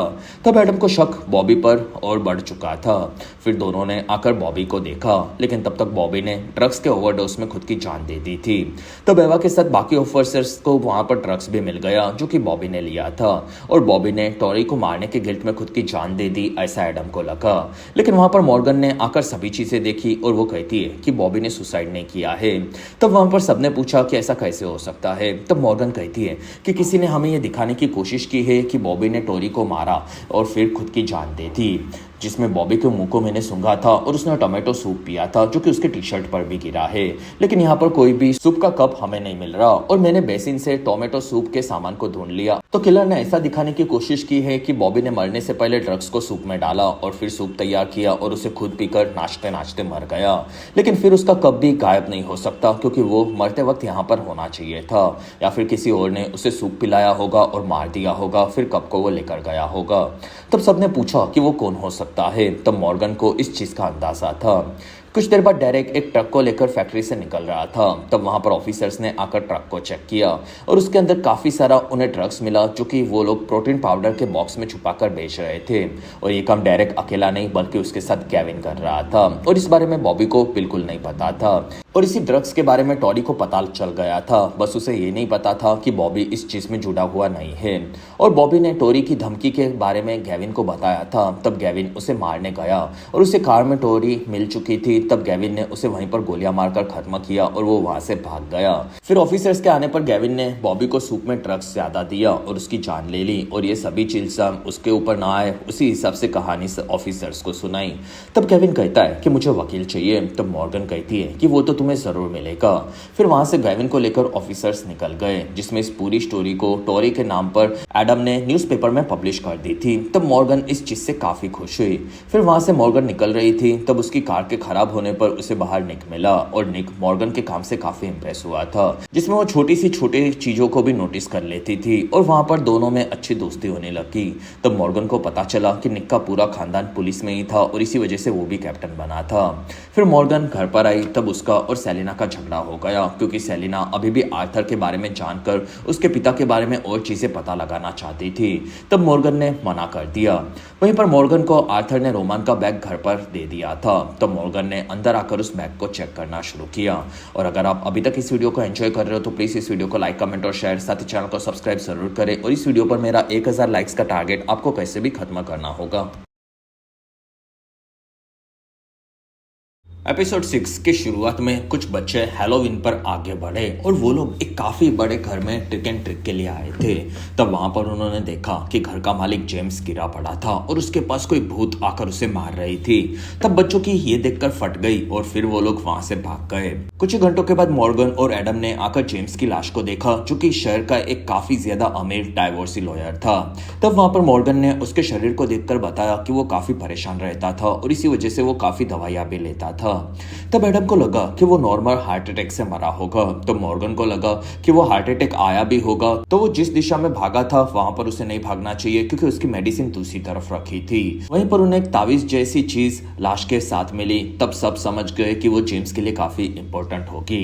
और वहां पर आकर ऑस और डाफने ने बताया कि ये घर 1940s में हॉलीवुड के फेमस एक्टर टॉम और निकोल का था, जिसमें वो पति पत्नी थे। और निकोल की मौत के बाद टॉम को लग रहा था कि इस घर के अंदर भूत है, जिसमें टॉम भी हैलोवीन की रात को इसी तरह से इसी जगह पर मारा गया था। और वहीं पर बच्चों ने रात को जो भूत देखा था उसका स्केच भी वहां पर आ गया, जो कि टॉम की मरी हुई पत्नी निकोल के जैसा ही होने लगा। इसमें सबका मानना था कि इस घर के अंदर निकोल का भूत अभी भी घूमता है और उसने टॉम को भी मारा था और अब डैनी की भी जान गई है। तब एडम को भूत जैसी चीजों पर भरोसा नहीं था। फिर वो लोग घर की बाकी चीजें देख रहे थे। तब मॉर्गन और ऑस ने जमीन के ऊपर के नमक को देखा। तब मॉर्गन ने पता लगा लिया कि घर के ऊपर एक काले जादू का मार्क बनाया गया है, जो कि प्रोटेक्शन के लिए बनाया जाता है और ये काम कोई भूत भगाने वाला करता है, जिसमें वो तावीज भी उसी की होगी। तब जेम्स को लग रहा था कि शायद ये घर श्रापित है और इसी वजह से घर के अंदर ऐसे कई सारे प्रोटेक्शन के मार्क बनाए गए थे। और जेम्स ने अपने पागलपन में इस घर की कई चीजों को तोड़ना भी शुरू कर दिया था, जिसमें वो काफी ज्यादा डरा हुआ था। तब वहां पर ओस को कोलाइपी नाम के एक भूत भगाने वाले का कार्ड मिल गया। तब एडम और मॉर्गन आकर कोलाइपी से मिले, जिसमें वो बताने लगी कि जेम्स उसको घर पर लग रहा था कि भूत का साया है और वो बचने के लिए मेरे पास आया था, तो मैं उसे प्रोटेक्शन डिजाइन बनाकर देती थी जिससे वो शांत हो जाए, और मैं इन चीजों का काफी ज्यादा पैसा लेती हूँ। तब वहां पर मॉर्गन ने बताया कि तुमने घर के अंदर मोमबत्ती जो लगाई है वो खास पूनम की रात को लगाने वाली मोमबत्ती है, और कोई भी प्रोफेशनल भूत भगाने वाला ये गलती नहीं कर सकता क्योंकि आज पूनम की रात नहीं है। तब कोलाइपी समझ गई कि मॉर्गन काफी स्मार्ट है और वो उसे फेक समझ रही है, और उसने बताया कि जेम्स के घर पर बेसमेंट में कई बार जेम्स के साथ मैंने भी औरतों के रोने की आवाज सुनी है, और अगर मैं अपने ज्यादा पैसे देने वाले क्लाइंट को मार दूंगी तो मुझे आगे पैसे कैसे मिलेंगे। तब वहां पर मॉर्गन को उस पर भरोसा नहीं था, लेकिन उसकी बात लॉजिक वाली थी कि वो अपने अमीर क्लाइंट्स को नहीं मार सकती, लेकिन उसने बेसमेंट वाली बात की थी, इसलिए मॉर्गन और एडम ने आकर बेसमेंट के साथ पूरे घर को चेक करना शुरू किया। तब मॉर्गन ने ऊपर एसी डेंट्स को देखा और वो समझ गई कि एसी डेंट से कोई भी घुसकर वहां से आवाज करके जेम्स को डरा सकता था। तब तक एडम बेसमेंट में चीजों को देख रहा था, तब उसके सामने भूतनी आ गई और वो एडम को डराने लगी, लेकिन एडम को उसका डर नहीं था क्योंकि वो भूतों में नहीं मानता था, और उसने गन निकाली तब वो भूतनी वहां से भाग गई, और तब एडम ने उसका पीछा किया, लेकिन ऊपर वो लड़की जाकर मॉर्गन से टकरा गई और एडम ने उसे पकड़ लिया, जिसमें वो रिया नाम की एक लड़की थी और उसके पास काफी सारे डराने का सामान भी था, और इसी वजह से उन्होंने रिया को पुलिस स्टेशन में पूछताछ करना शुरू किया, जिसमें निक ने इस बार खुद आकर रिया से पूछताछ की, साथ ही वो उसे डराने लगा।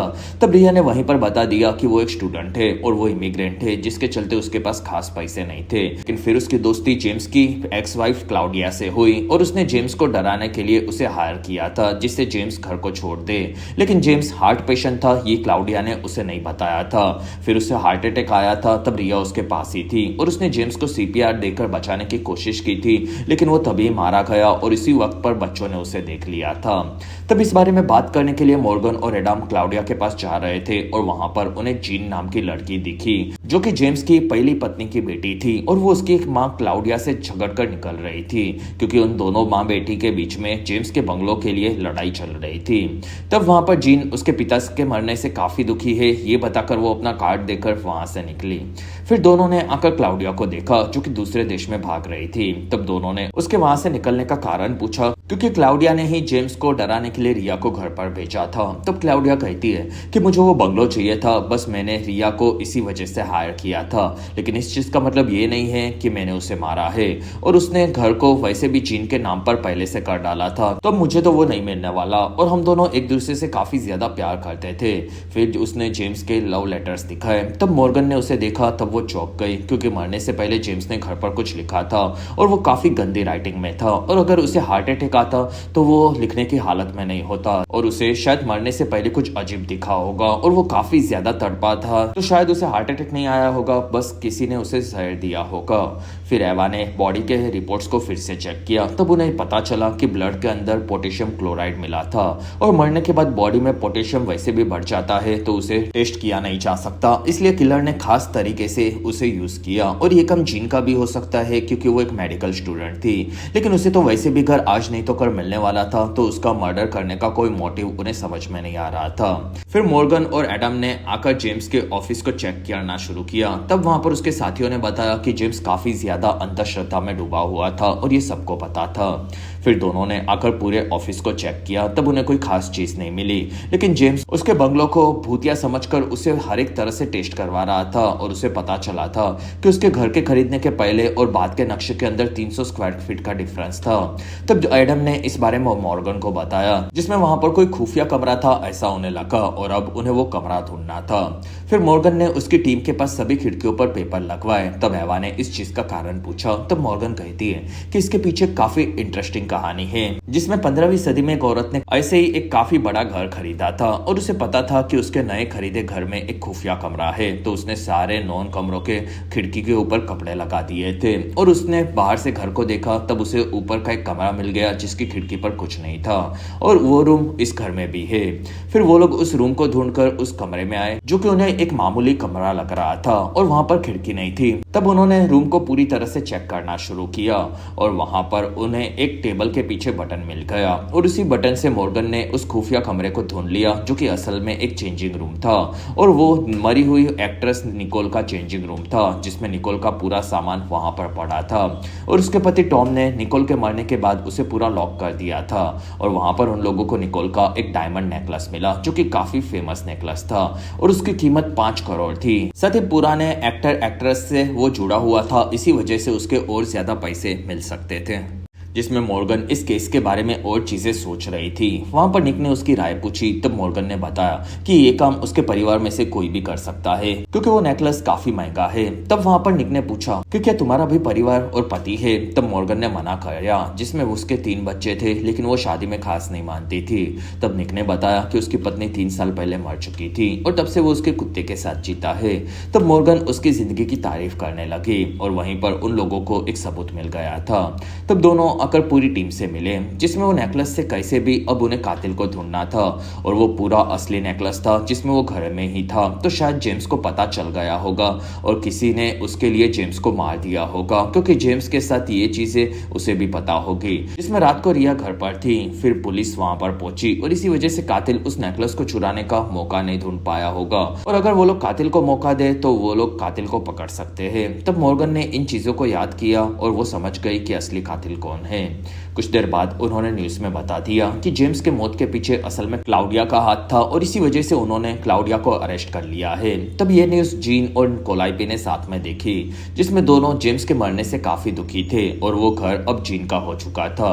तब जीन ने किसी भी हालत में घर में से भूत को भगाने का काम कोलाइपी को दिया। तब कोलाइपी मान गई। फिर कोलाइपी उस घर में आई और वो ऊपर निकोल के चेंजिंग रूम को खोलकर अंदर घुसी और वो सभी खुफिया रास्ते जानती थी। फिर कोलाइपी ने वो महंगा नेकलेस लिया लेकिन वहीं पर ऑफिसर्स पहले से मौजूद थे और उन्होंने कोलाइपी को पकड़ लिया और वो लोग उसे नीचे लेकर आए। तब मॉर्गन ने बताया शुरू किया कि वो कैसे कोलाइपी का सच पहले ही जान चुकी थी। असल में मॉर्गन ने उस नेकलेस को हाथ में लिया तो अगर वो सालों से बंद होता तो उस पर मिट्टी होती लेकिन वो साफ था, यानी कि जेम्स ने उसे ढूंढ लिया था जबकि वो घर की चीजों को डर कर तोड़ रहा था और वो घर में भूत भगाने के लिए कोलाइपी को सभी चीजें सच बताता था जिसमें जेम्स को लग रहा था कि ये नेकलेस निकोल का होगा और इसी वजह से उसके चलते यहाँ पर भूत होगा।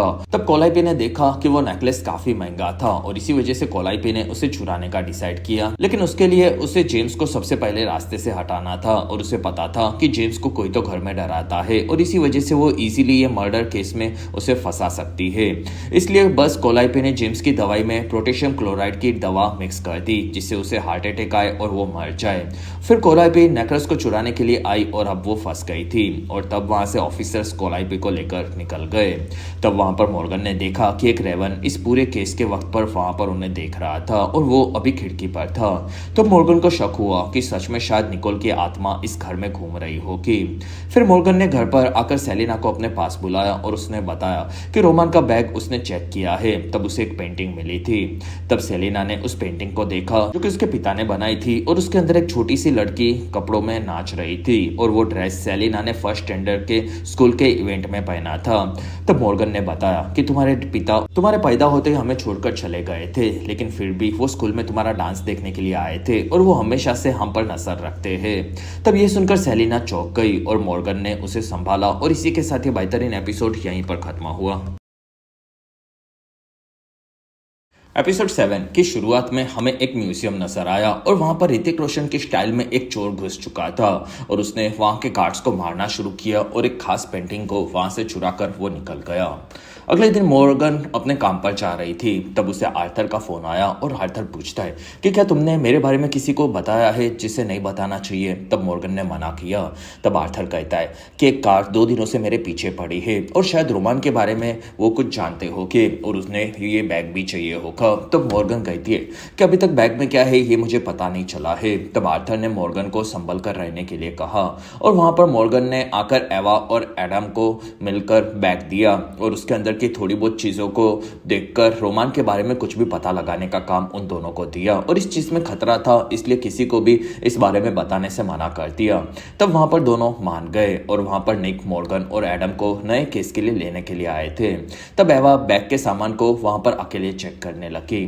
फिर मॉर्गन ने आकर म्यूजियम में सभी पेंटिंग्स के बारे में पढ़ा और उसे पता चला कि पेंटिंग चोरी हुई थी वो 16वीं सदी की एक छोटी सी लड़की की पेंटिंग थी जो कि फोस्टर्स फैमिली की थी और वो $4 लाख के आसपास की थी। तब मॉर्गन ने आकर चोर के आने जाने के रास्ते को देखा। तब वो काफी कंफ्यूज थी क्योंकि वो चोर इतना बड़ा खतरा उठाकर म्यूजियम में घुसा था और वहां पर 10 से 25 लाख की काफी महंगी पेंटिंग्स भी थी, लेकिन फिर भी चोर वहां से 4 लाख की सस्ती पेंटिंग को चुरा कर निकल गया और ये चीज शायद उसके लिए काफी पर्सनल होगी और उसका कोई कनेक्शन जरूर पेंटिंग से पुराना होगा। ये मॉर्गन समझ गई थी और उसने पेंटिंग के मालिक फोस्टर्स फैमिली से मिलने का डिसाइड किया।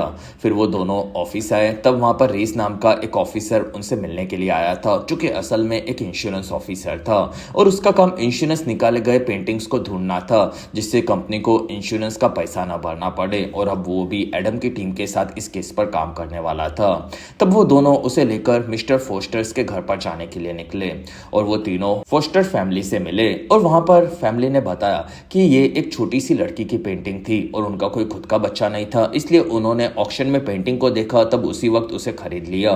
तब मॉर्गन ने पूछा कि आप उस पेंटिंग से इतने अटैच थे तो आपने उसे म्यूजियम में क्यों रखा।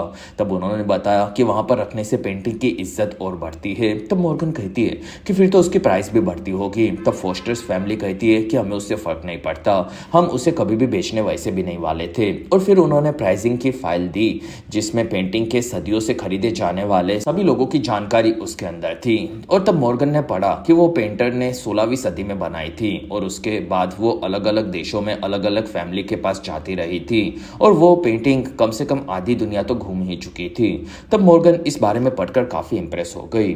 वहीं पर ऑस और डेफ्ने ने आकर बताया कि म्यूजियम में जिस स्टाइल से चोरी हुई थी वैसे हर 1-2 साल में चोरियां होती रहती है और ये दुनिया में हर जगह पर होती है जिसमें वो एक ही चोर है और वो हर बार म्यूजियम में जाकर कोई सस्ती सी पेंटिंग चुराता है और उसे एक बार ऑफिसर ने ऑलमोस्ट पकड़ लिया था और उसके बैक पर लेफ्ट और राइट दोनों साइड एक एक गोलियां चलाई थी। तब वो घायल हुआ था, लेकिन उसके बाद कभी भी उसे ऑफिसर पकड़ नहीं पाए थे। साथ ही उस पेंटिंग के ऊपर एक औरत ने इल्जाम भी लगाया था कि वो पेंटिंग की असली मालिक है और उसका नाम अरी है। तब वहां पर सबको शक हुआ कि अरी ने ही शायद पेंटिंग को चुराया होगा। वहां से वो लोग आकर अरी और उसके पोते जेरी से मिले। तब अरी ने बताया कि 1932 में मेरे पिता ने वो पेंटिंग खरीदी थी जिसमें वो मेरी याद में उन्होंने ली थी, लेकिन हमारे घर पर नाजियों ने हमला कर दिया था और उन्होंने पेंटिंग को चुरा लिया था। फिर हमने उस पेंटिंग के वापस मिलने की उम्मीद को छोड़ दिया था, लेकिन सालों के बाद उसके बारे में ऑक्शन में हमें पता चला। तब हमने उसके बारे में बताया कि वो पेंटिंग हमारी है और तब म्यूजियम वालों ने उसके $2 मिलियन मांगे थे जो कि हमारे पास नहीं थे और नाजियों के उसे चुराने के भी कोई सबूत नहीं थे, इसलिए हमें वो पेंटिंग नहीं मिली, लेकिन वो पेंटिंग हमेशा से हमारी है। तब एडम ने देखा कि जेरी असल में एक प्रोफेशनल एथलीट था। तब उसने पूछा कि कल रात को तुम कहां पर थे।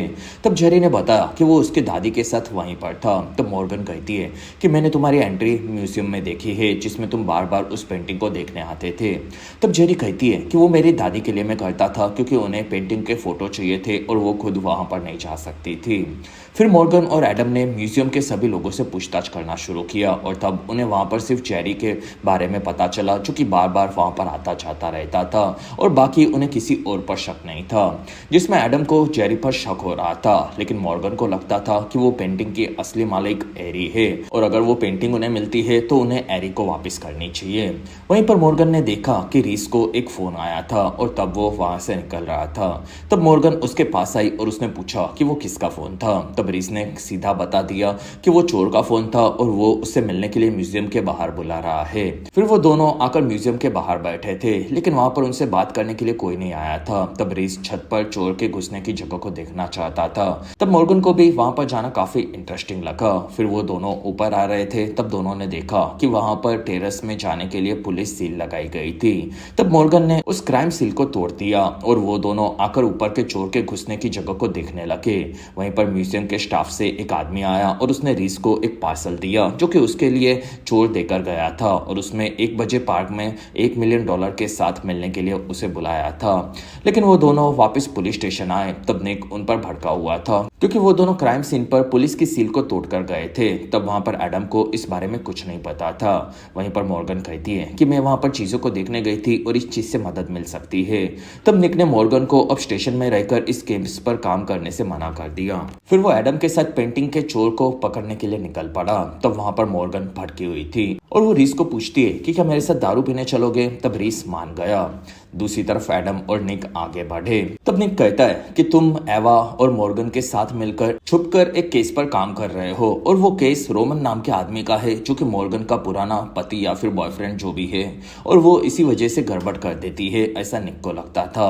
तब वहां पर एडम ने इस बारे में कुछ भी बताने से मना कर दिया। वहां पर एडम ने देखा कि एक लड़का कार चुरा रहा था। तब एडम ने आकर उसे गन पॉइंट पर पकड़ लिया, लेकिन वहीं पर चोर एक कार लेकर निकल गया और उसी चोर को वो पकड़ने के लिए आए थे। तब एडम और निक दोनों उसका पीछा करने लगे और वो दोनों अलग अलग कार में गए थे, जिसमें उन दोनों को चोर ने चकमा दे दिया। तब वो दोनों चोर को न पकड़ पाने से भटके हुए थे। दूसरी तरफ मॉर्गन और रीस दोनों साथ में ड्रिंक ले रहे थे। वहां पर मॉर्गन को निक पर पूरा भरोसा नहीं था, लेकिन वहीं पर मॉर्गन रीस से अट्रैक्ट हो चुकी थी और इसी वजह से वो दोनों रीस के घर पर आकर करीब आने लगे। तब मॉर्गन ने रीस के बैग पर देखा कि वहां पर गोलियों के 2 निशान थे और वो दोनों गोलियां असल में चोर को भी लगी थी। साथ ही वहां पर पेंटिंग भी थी और रीस को इस चोरी के बारे में हर एक चीजें पहले से पता थी, जिसमें वो खुद ही चोर था ऐसा मॉर्गन समझ चुकी थी। और वहीं पर मॉर्गन का फोन बजा। तब मॉर्गन रुक गई। वहां पर एडम ने फोन करके मॉर्गन को बताया कि हमने चोर को पकड़ लिया है, जिसमें हमें चोर की लाश नजर आई। दूसरी तरफ एवा ने रोमान के बैग में काफी चीजों को देखा और उसे एक आदमी के बारे में पता चला था। तब तक आर्थर अपने सामान को लेकर घर जा रहा था और एवा ने जिस आदमी को फोटो देखा था उसी आदमी ने आर्थर को गन पॉइंट पर पकड़ लिया था और उसने पूछा कि रोमान और उसका बैग कहां पर है। और इसी के साथ ये बेहतरीन सीरीज का मिड फिनाले सीजन एपिसोड 8 की शुरुआत में हमें कहानी पास्ट की देखने मिली, जिसमें एक लड़की अपने काम से निकल रही थी। तब उसका पीछा एक लड़के ने किया और उसे पकड़ लिया, जो कि असल में उसे डराने के लिए आया था और वो दोनों गर्लफ्रेंड बॉयफ्रेंड थे। फिर वहां पर दोनों किस करने लगे। तब लड़की ने डरते वक्त अपनी चाबी को नीचे गिरा दिया था और तब दोनों उसे देखने गए और वहीं पर उन्हें एक लाश दिखी और वो वही लाश थी जिसे एडम ने आकर देखा था। और वो लाश असल में म्यूजियम में काम करने वाले मैनेजर की थी, जिसे हमने पहले भी एक बार देखा था।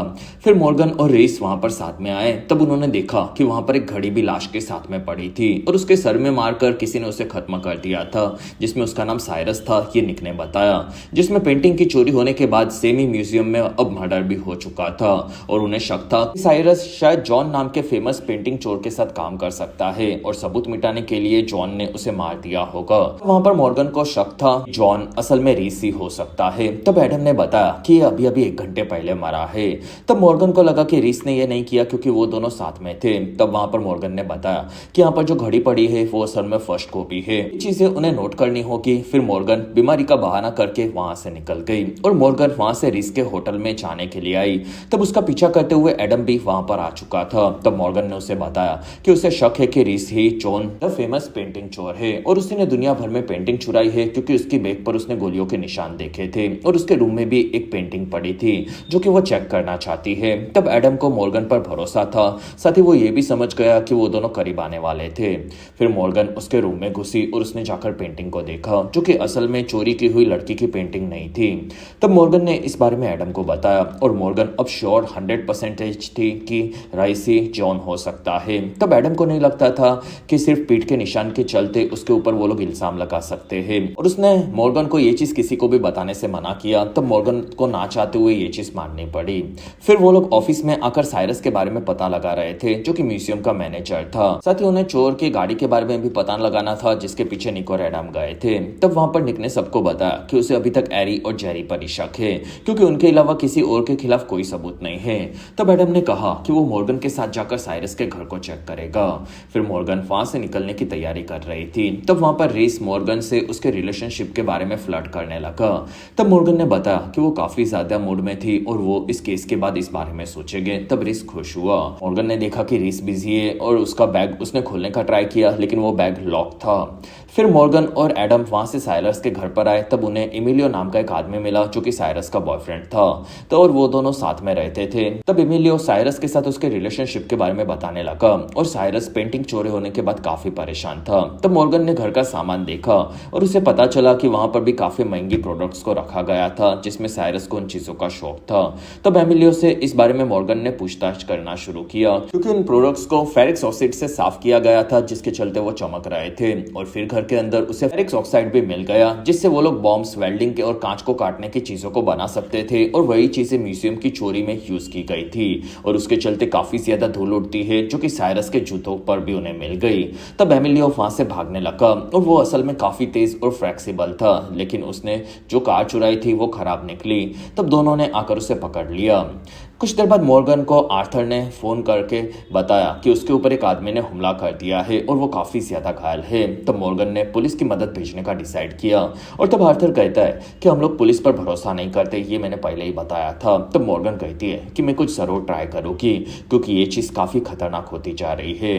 फिर बाकी ऑफिसर्स के साथ साथ एमिलियो से चोरी के बारे में पूछताछ करना शुरू हुआ। तब एमिलियो ने बताया कि मैंने कोई चोरी नहीं की है और मुझे इस बारे में कुछ नहीं पता। तब निक और एडम ने ये चोरी, साइरस के मर्डर और उनसे पैसे मांगने के सारे इल्जाम एमिलियो पर लगा दिए। तब एमिलियो कहता है कि मुझे इस बारे में कुछ नहीं पता था। तब ऑफिसर्स ने उसके ऊपर जॉन होने का भी इल्जाम लगाया और उसके कपड़े निकालकर गोलियों के निशान दिखाने के लिए कहा। तब मॉर्गन ने रिस को पूछा कि क्या तुम्हारे शरीर पर भी कोई निशान है। तब रिस कहता है कि मुझे मिलिट्री सर्विस के दरमियान कई गोलियां लगी थी, इसमें मेरे सीने पर एक गोली लगी, तब मैं भागने गया और तब मुझे पीछे पीठ पर भी गोलियां लगी थी। तब मॉर्गन को ये चीजें पहले से पता थी। और तब एमिलियो ने शर्ट निकाले, तब उसके शरीर पर भी काफी गोलियां थी और वो भी मिलिट्री में ज्वाइन हुआ था। तब मॉर्गन ने उसके हाथ के लाल निशान को देखा और वो कहती है कि वो लैंग्वेज इंस्ट्रक्टर का काम करता है तो उसका ऑफिस जरूर होगा। तब वहां से सभी लोग उसके ऑफिस को आकर चेक कर रहे थे और एमिलियो के ऑफिस में उन्हें उस लड़की की असली पेंटिंग मिल गई। अगले दिन निक ने प्रेस कॉन्फ्रेंस में बताया कि उन्होंने चोर और मर्डरर दोनों को ढूंढ लिया है और वो लोग उसे सजा दिलाएंगे और बहुत ही जल्दी पेंटिंग को उसके असली मालिक को वो लोग दे देंगे। तब रिस का काम वहां पर खत्म हो चुका था। तब तक वहां पर एरी और जेरी को मॉर्गन लाई थी जिससे वो आखिरी बार पेंटिंग को देख सके।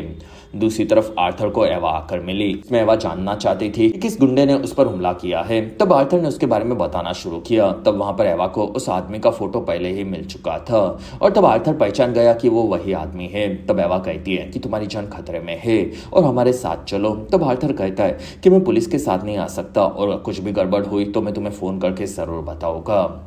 तब तक रिस ने एडम और मॉर्गन दोनों को बाय बोला क्योंकि वो निकल रहा था और फिर वो वहां से चला गया। तब एरी कहती है कि ये पेंटिंग नकली है और मेरे पिता ने कहा था कि पेंटिंग वाली लड़की की आंखें सेम मेरे जैसी है। तब मॉर्गन ने आकर उस पेंटिंग की वाली लड़की को देखा और उसने भी कहा कि हाँ ये नकली पेंटिंग है क्योंकि 1645 में कोई भी ऐसा रियल पेंटिंग नहीं बनाता था क्योंकि उस वक्त पर ऐसा बेहतरीन कलर का मटेरियल अवेलेबल ही नहीं था और ये असल में पूरी नकली पेंटिंग है। तब मॉर्गन को शक हुआ कि शायद रिस के पास असली पेंटिंग होगी, इसलिए वो रिस के पास तेजी से लिफ्ट में आ गई और उसने पूछा कि क्या तुम्हारे बैग के अंदर असली पेंटिंग है। तब रिस समझ गया कि मॉर्गन को शक था कि वही जीन है, इसलिए वो उसके घाव के बारे में पूछ रही थी और रिस ने मॉर्गन को बैग ओपन करके दिखाया जिसके अंदर सिर्फ फोस्टर फैमिली के इंश्योरेंस के पेपर्स थे जिसके लिए वो वहां पर आया था। तब मॉर्गन समझ गई कि रिस के बारे में वो गलत सोच रही थी, लेकिन वहां पर उसने इंश्योरेंस पेपर्स को देखे और वो असली चोर को पहचान गई।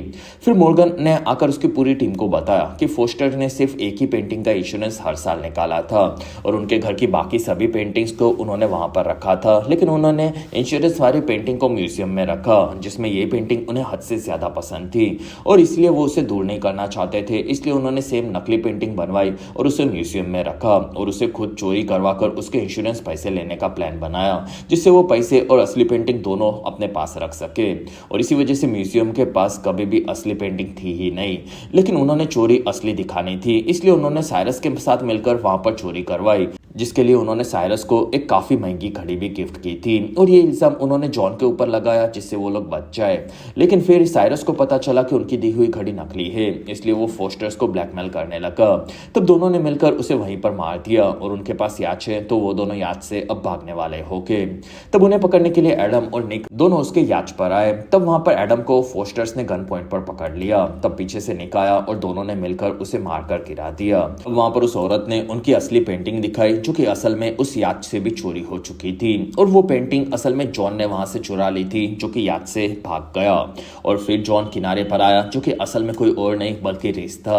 और रिस उसकी कार के पास आया, तब मॉर्गन ने उसे पकड़ लिया और वो कहती है कि मुझे पहले से पता था कि तुम ही जॉन हो। तब जॉन कहता है कि उन्होंने सिर्फ मेरे ऊपर गलत इल्जाम लगाया था, इसलिए मैंने ये सही करने का डिसाइड किया। तब मॉर्गन कहती है कि फिर तो मुझे तुम्हें अरेस्ट करवाना चाहिए। तब रिस कहता है कि नहीं, अगर तुम करवाना चाहते तो तुम ऑफिसर्स को यहाँ पर लेकर आती, और ये चोरी मैं असल में मेरे लिए नहीं कर रहा हूँ और मैं इसके असली मालिक के पास इसे पहुंचा दूंगा, और मैं चाहता हूँ कि तुम मेरे ऊपर भरोसा करो। तो मॉर्गन ने इस बारे में सोचा।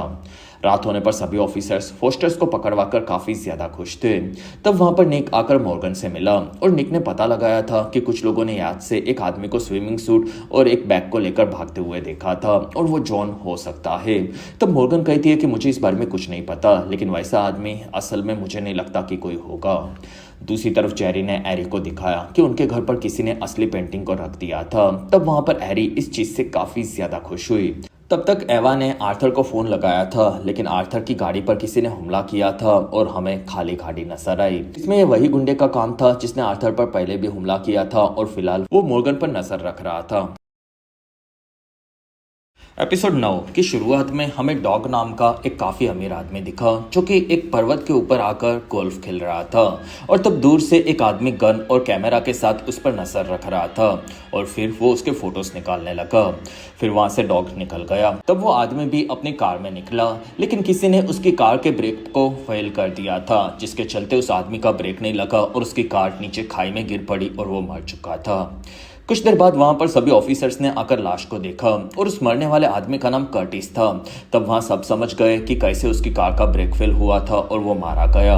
और उसके पास एक गन और एक कैमरा भी था, जिसमें वो एक एक्स ऑफिसर था और उसके पास काफी सारे पैसे भी मिले थे, जिसके चलते उन्हें लगा कि ये कोई कॉन्ट्रैक्ट किलर हो सकता है।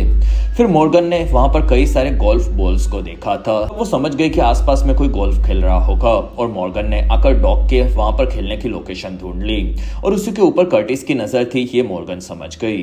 फिर ऑफिस आकर सबने कर्टिस के निकाले हुए फोटोज वाले आदमी डॉग को देखना शुरू किया, जिस पर वो नजर रख रहा था। तब एवा उसे पहचान गई, क्योंकि डॉग काफी फेमस और अमीर था और उसने काफी बेस्ट वैक्यूम क्लीनर बनाया था, जिससे उसने काफी सारे पैसे भी कमाए थे। तब मॉर्गन ने बताया कि वो उसका वैक्यूम क्लीनर यूज कर चुकी है, जो कि काफी ज्यादा फास्ट है और उसी के चलते वो बेकार है।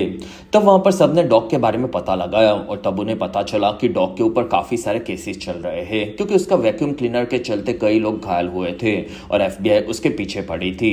साथ ही उससे घायल लोगों के घर वालों ने भी मारने की धमकी दी थी, इसी वजह से उसकी जान खतरे में हो सकती थी। तब मॉर्गन और एडम को वहां पर एक आदमी के होने के जूतों के निशान भी मिले और उन जूतों से वो लोग समझ गए कि वो किसी मिलिट्री फोर्स से जुड़ा हुआ होगा और इसलिए उन्हें तीसरे आदमी को भी ढूंढना था। और फिर सभी लोग इस बारे में बात करते हुए डॉग के पास आए और उनके अंदर जाने पर उन्होंने देखा कि डॉग वहां पर घायल पड़ा था। तब सब लोग उसके पास आए और वहीं पर डॉग उठ पड़ा। फिर वहां पर FBI ने आकर उन लोगों को पकड़ लिया। तब एडम ने उसकी टीम का बैच दिखाया, जिसमें वो दोनों टीम्स एक दूसरे के सामने आ चुकी थी। तब एडम ने वहां पर मरने वाले कर्टिस के बारे में बताया, जिसके केस के लिए वो लोग वहां पर आए थे। तब ऑफिसर्स ने बताया कि वो FBI ऑफिसर कर्टिस है, जो कि अंडरकवर डॉग के ऊपर नजर रखने के मिशन पर था। तब ये सुनकर एडम चौंक गया, जिसमें मॉर्गन को ये सभी चीजें काफी कूल लगी और FBI फिलहाल डॉग को मरा हुआ दिखाकर उसके कातिल को ढूंढना चाहती थी, क्योंकि उन्हें पता चला था कि कोई डॉग को मारने के लिए कॉन्ट्रैक्ट किलिंग का ऑर्डर दे चुका था और कर्टिस इसी वजह से डॉग के ऊपर नजर रखता था। तब वहां पर ऑफिसर मायरा आकर उनसे मिली, जो कि निक की काफी खास दोस्त थी और वो FBI ऑफिसर थी और अब से FBI की टीम के साथ निक की टीम भी ये काम करने वाली थी। फिर वो लोग FBI के ऑफिस में आकर सबसे बड़े ऑफिसर वेन से मिले और उसी ने पूरे केस को हैंडल करने का साथ में डिसाइड किया, क्योंकि वो लोग डॉग को कौन मारना चाहते हैं ये पता लगाने वाले थे। तब वहां पर ओज ने बताया कि उन्हें कर्टिस के पास काफी सारे पैसे मिले थे। तब वहां पर वेन को इस चीज का आइडिया नहीं था और शायद किलर ने कर्टिस को पैसे दिए होंगे, तो कर्टिस जरूर किलर को जानता होगा, ऐसा उन्हें लगा और उन्हें किलर या फिर उसे हायर करने वाले आदमी के बारे में अब पता लगाना था। तब वहां पर उन लोगों ने कर्टिस के घर को भी चेक करने का डिसाइड किया। तब मॉर्गन और डेफ्ने दोनों आकर डॉग के घर पर सभी सबूतों को देख रहे थे। तब मॉर्गन ने बताया कि डॉग, तुम्हारे वैक्यूम क्लीनर काफी बेकार है और उनके फास्ट होने के चलते उनमें गड़बड़ होती है और धमाके होते हैं और इसी वजह से तुम्हें जेल में होना चाहिए। तब डॉग मॉर्गन की तारीफ करने लगा, क्योंकि वो काफी स्मार्ट थी, उसने जिंदगी में कुछ नहीं उखाड़ा, ये बोलकर वो चला गया। दूसरी तरफ निक और एडम आकर कर्टिस के घर को चेक कर रहे थे। तब निक ने एडम पर इल्जाम लगाया कि मॉर्गन और एडम को जीन के बारे में पता था क्योंकि वो पेंटिंग गायब हुई थी। फिर वो दोनों ने पेंटिंग के पीछे नहीं जाने का डिसाइड किया और केस को बंद कर दिया। ये वो मानने तैयार नहीं था। तब एडम ने कहा कि मुझे इस बारे में कुछ नहीं पता और जितना पता है वो मैंने रिपोर्ट में सबमिट कर दिया है। वहीं पर उन लोगों को घर में छुपा हुए गन्स के साथ एक मेमोरी कार्ड मिला। तब तक मॉर्गन ने डॉग के कई सारे साथियों के साथ फोटोज देखना शुरू की और वो डॉग की तारीफ करने लगी क्योंकि वो काफी फेमस होकर डोनेशन करके उसके वैक्यूम क्लीनर से घायल होने वाले केसेस को दबाने का ट्राई करता था। वहीं पर मॉर्गन को एक फोटो अजीब लगा जिसमें एक लड़की के साथ डॉग के कई सारे फोटोज थे। मॉर्गन उसे देखकर समझ गई थी कि उन दोनों का अफेयर चल रहा है और वो औरत शादीशुदा थी। तब वहां पर डॉग ने बताया कि वो उसकी ऑफिस में काम करती है। तब मॉर्गन समझ गई थी कि उसके पति ने डॉग को मारने के लिए किलर को हायर किया होगा। तब वहां पर डॉग ने उसका नाम जॉयल बताया। फिर रात होने पर ऑफिसर्स जॉयल के ऑफिस में पहुंचे और तब जॉयल भागने गया। तब उन्होंने जॉयल को पकड़ लिया। वहां पर जॉयल कहता है कि मैंने अभी तक किलर को पैसे नहीं दिए हैं और उसने किसी को नहीं मारा है। तब वहां पर सबने आकर देखा कि जॉयल के टेबल पर अभी भी पैसे पड़े थे और वो किलर को हायर करने वाला था, लेकिन अभी तक किलर को उसने पैसे नहीं दिए, मतलब वो दोषी नहीं था। तब सबने आकर वापिस सारे सबूतों को देखना शुरू किया और उन्हें पैसों का कनेक्शन नहीं समझ रहा था कि कर्टिस को अगर जॉयल ने पैसे नहीं दिए तो उसके पास के पैसे कहां से आए। फिर मॉर्गन को शक हुआ कि कोई चाहता है कि वो लोग असली किलर पर ध्यान देते हुए कर्टिस और जॉयल को ही किलर बना दे और उसने ही सारे सबूतों को बेहतरीन तरीके से उनके सामने फिट किया है। और उसने कर्टिस के बारे में भी सभी चीजें पता थी कि वो कौन से वक्त पर कब और कहां होगा और उसके लिए उसका एफबीआई का खास कनेक्शन होना जरूरी है और वो कोई भी एफबीआई ऑफिसर हो सकता था। तब वहां पर मॉर्गन ने सभी पेपर्स को देखा और वो पहचान गई कि वो एफबीआई ऑफिसर कौन है। अगले दिन मॉर्गन और एडम आकर एफबीआई के ऑफिस में डॉग से मिले। तब वहां पर डॉग मॉर्गन को देखकर खुश नहीं था, लेकिन जॉयल के पकड़े जाने से वो खुशी हुई क्योंकि वो अब सेफ था। तब एडम ने बताया कि अभी तक ये केस सॉल्व नहीं हुआ है, इसलिए मैंने तुम्हें यहाँ पर बुलाया है। फिर वो लोग ऊपर आकर पूरी टीम से मिले जिसमें वहां पर वेन के साथ सभी लोग आए थे। फिर वहां पर मॉर्गन की टीम ने सबूतों को दिखाना शुरू किया जिसमें कर्टिस एफबीआई के लिए डॉग पर नजर रख रहा था। तब उसे पता चला कि असल में डॉग ने उनके केसेस को दबाने के लिए वेन को भी रिश्वत दी थी। इसी वजह से वेन उसका भांडा फोड़ने वाला था, लेकिन वेन को ये चीज पहले पता चल गई, इसलिए वेन ने कर्टिस का पीछा किया और फिर उसके रूम को चेक किया और उसके मेमोरी कार्ड में से उसके सारे फोटोज डिलीट कर दिए जो कि मॉर्गन की टीम ने वापस रिकवर कर लिए थे। फिर वेन ने आकर कर्टिस की कार में पैसे रखे जिससे जॉयल पर इल्जाम आ जाए और उसके ब्रेक को फेल कर दिया जिससे कर्टिस मारा जाए और कोई भी सबूत न बचे। और इसी वजह से वेन और डॉग दोनों जेल में जाने वाले थे क्योंकि डॉग ने अपने केसेस को दबाने के लिए वेन को काफी बड़ी रिश्वत दी थी और उनके पास पहले भी पैसों के ट्रांजैक्शन के कई सारे सबूत मिल चुके थे। तब वहां पर ऑफिसर्स ने दोनों को अरेस्ट कर लिया। वहां से मॉर्गन रात को परेशान थी। तब वहां पर एडम ने इस चीज का कारण पूछा। तब मॉर्गन कहती है कि डॉग भी मेरे पिता की तरह ही बातें करता है और मेरे पिता चाहते थे कि मैं अपनी तेजी से काफी आगे बढ़ूं, जिसमें गलत काम करके तो मैं दुनिया को कंट्रोल में कर सकती थी, लेकिन फिर भी मैंने खुद की स्मार्टनेस का गलत फायदा उठाने का कभी नहीं सोचा। तब एडम मॉर्गन की इसी चीज के चलते तारीफ करने लगा। तब मॉर्गन खुश हुई। एपिसोड 10 के शुरुआत में हमें एक प्लेन दिखा जिसके अंदर कई सारे लोग पैरा जंपिंग के लिए आए थे और फिर एक के बाद एक सभी लोग प्लेन से नीचे कूदने लगे और अंत में उनका टीचर रॉक्स भी नीचे कूद पड़ा। तब सभी लोग नीचे आकर काफी ज्यादा खुश थे और वहीं पर उन्होंने रॉक्स को देखा जो कि पैराशूट के साथ नीचे गिर पड़ा। तब सबने उसे चेक किया और वहां पर उन्हें पता चला कि रॉक्स मर चुका है। कुछ देर बाद वहां पर मॉर्गन और एडम आकर रॉक्स को चेक करने लगे। तब उन्हें रॉक्स के कपड़ों से एक धमकी का लेटर मिला कि उन चीजों को बंद कर दो वरना तुम्हें मैं मार दूंगा। तब वहां कई लोगों को लग रहा था कि ये पैराशूट जंपिंग के टाइम पे नॉर्मल हार्ट अटैक आता है वैसी मौत है, लेकिन उस धमकी वाले लेटर के चलते ये मर्डर केस बन चुका था, इसलिए उन्हें अब किलर के बारे में पता लगाना था और इसी वजह से उन्होंने प्लेन्स में बाकी लोगों से बात करना शुरू किया। तब सबने बताया कि रॉक्स काफी अच्छा टीचर है और असल में मिलिट्री प्लेन्स को उड़ाने का वो एक्सपीरियंस एक्स ऑफिसर था, इसलिए वहां के लोगों ने रॉक्स को हायर किया था। तब मॉर्गन ने रॉक्स के लॉकर को चेक किया। तब उसे की कार्ड मिला, लेकिन वो कहां से आया ये उन्हें नहीं पता था। अगले दिन मॉर्गन ने रॉक्स के ऑटोप्सी रिपोर्ट को लेकर उसे चेक कर लिया था जो कि उसने झोल करके जल्द से जल्द निकलवाई थी और ये चीज असल में इंटरनल अफेयर्स से चैट नाम के काफी बड़े ऑफिसर को पता चल गई थी और ये मॉर्गन के फेवर के चलते हुआ था। इसी वजह से वो मॉर्गन के ऊपर सवाल उठाने लगा जो कि कई बार केसेस में गड़बड़ गड़बड़ कर देती थी ऐसा उसे पता था। तब मॉर्गन ने मना किया, लेकिन असल में उसने कई बार केसेस में काफी सारी बड़ी बड़ी गड़बड़ कर दी थी और इसी वजह से चैड ने मॉर्गन को डिटेक्टिव ट्रेनिंग स्कूल में भेजा जिससे वो प्रोफेशनली काम करना सीख सके। तब मॉर्गन को इस केस में काम करना था और तब वहां पर चैड ने बताया कि अगर तुम स्कूल में फेल हुई तो तुम्हें जॉब से निकाल दिया जा सकता है, तो तुम्हें उसे सीरियस लेना होगा। फिर एडम और निक ने आकर रॉक्स के घर को चेक करना शुरू किया जो कि उसे ठीक ही लग रहा था, लेकिन वहीं पर दोनों ने देखा कि कोई वहां से भाग रहा था। तब दोनों ने उसका पीछा किया और भागकर उसे पकड़ लिया। तब वहां पर उन्हें पता चला कि उस लड़के का नाम मार्क था जो कि एक एरोस्पेस इंजीनियर था और डाफने अभी भी उसके बारे में और चीजें पता लगा रही थी। तब एडम और निक ने मार्क के ऊपर रॉक्स के मारने का इल्जाम लगाया। तब वहां पर मार्क रोने लगा और वो कहता है कि मेरे भाई का नाम सिलास है जो कि एयरफोर्स में थंडरबर्ड नाम की टीम के प्लेन्स को उड़ा रहा था और थोड़े दिनों पहले वो पीटीएसडी से मार चुका था। तब उसका थेरापिस्ट रॉक्स था और वो मेरे भाई के मरने से चौंका हुआ था जिसमें वो इस बारे में चीजें पता लगा रहा था और मैं उसके घर पे उसे कुछ पता चला है कि नहीं ये जानने के लिए गया था। तब तक एवा को आर्थर का फोन आया। तब एवा ने पूछा कि तुम कहां पर गायब हो गए। तब आर्थर कहता है कि उस गुंडे ने फिर से मेरा पीछा किया था इसलिए मुझे गायब होना पड़ा और वो गुंडा काफी खतरनाक है, तो तुम मॉर्गन को उसका ध्यान रखने के लिए कहना, बाकी मेरी चिंता मत करना क्योंकि मैं खुद को संभाल लूंगा। कुछ देर बाद एडम और निक एयरफोर्स में आए जिसमें वो उसके ऑफिस को चेक कर रहे थे। तब उन्हें वहां पर काफी सारे निशानों वाला एक चार्ट पेपर मिला। फिर वहां से ऑफिस में आकर सबने उस पेपर को देखा जो कि पजल जैसा लग रहा था। तब निक कहता है कि ऐसे पजल्स को तो सिर्फ मॉर्गन ही सॉल्व कर सकती है। तब एडम ने उसे कॉल करने से मना किया क्योंकि अगर वो स्कूल में फेल हुई तो उसकी जॉब खतरे में आ सकती थी। फिर निक ने कहा कि तुम्हें उसे ये बोर्ड भेजना होगा, बाकी बातें वो खुद बता देगी। दूसरी तरफ मॉर्गन की टीचर ने एक क्राइम सीन तैयार किया था जिसमें सबको उस रोबरी यानी कि चोरी के क्राइम सीन को सॉल्व करना था। तब मॉर्गन ने सभी चीजें देखी और उसने चोरी के केस को बताना शुरू किया कि ये चोरी का केस बिल्कुल नहीं है क्योंकि इस आदमी को जिसने मारा है उसके पर्स के अंदर $100-200 थे जबकि उसके गले में सोने की चेन महंगी थी और वो उसे चुरा कर ज्यादा पैसे कमा सकता था।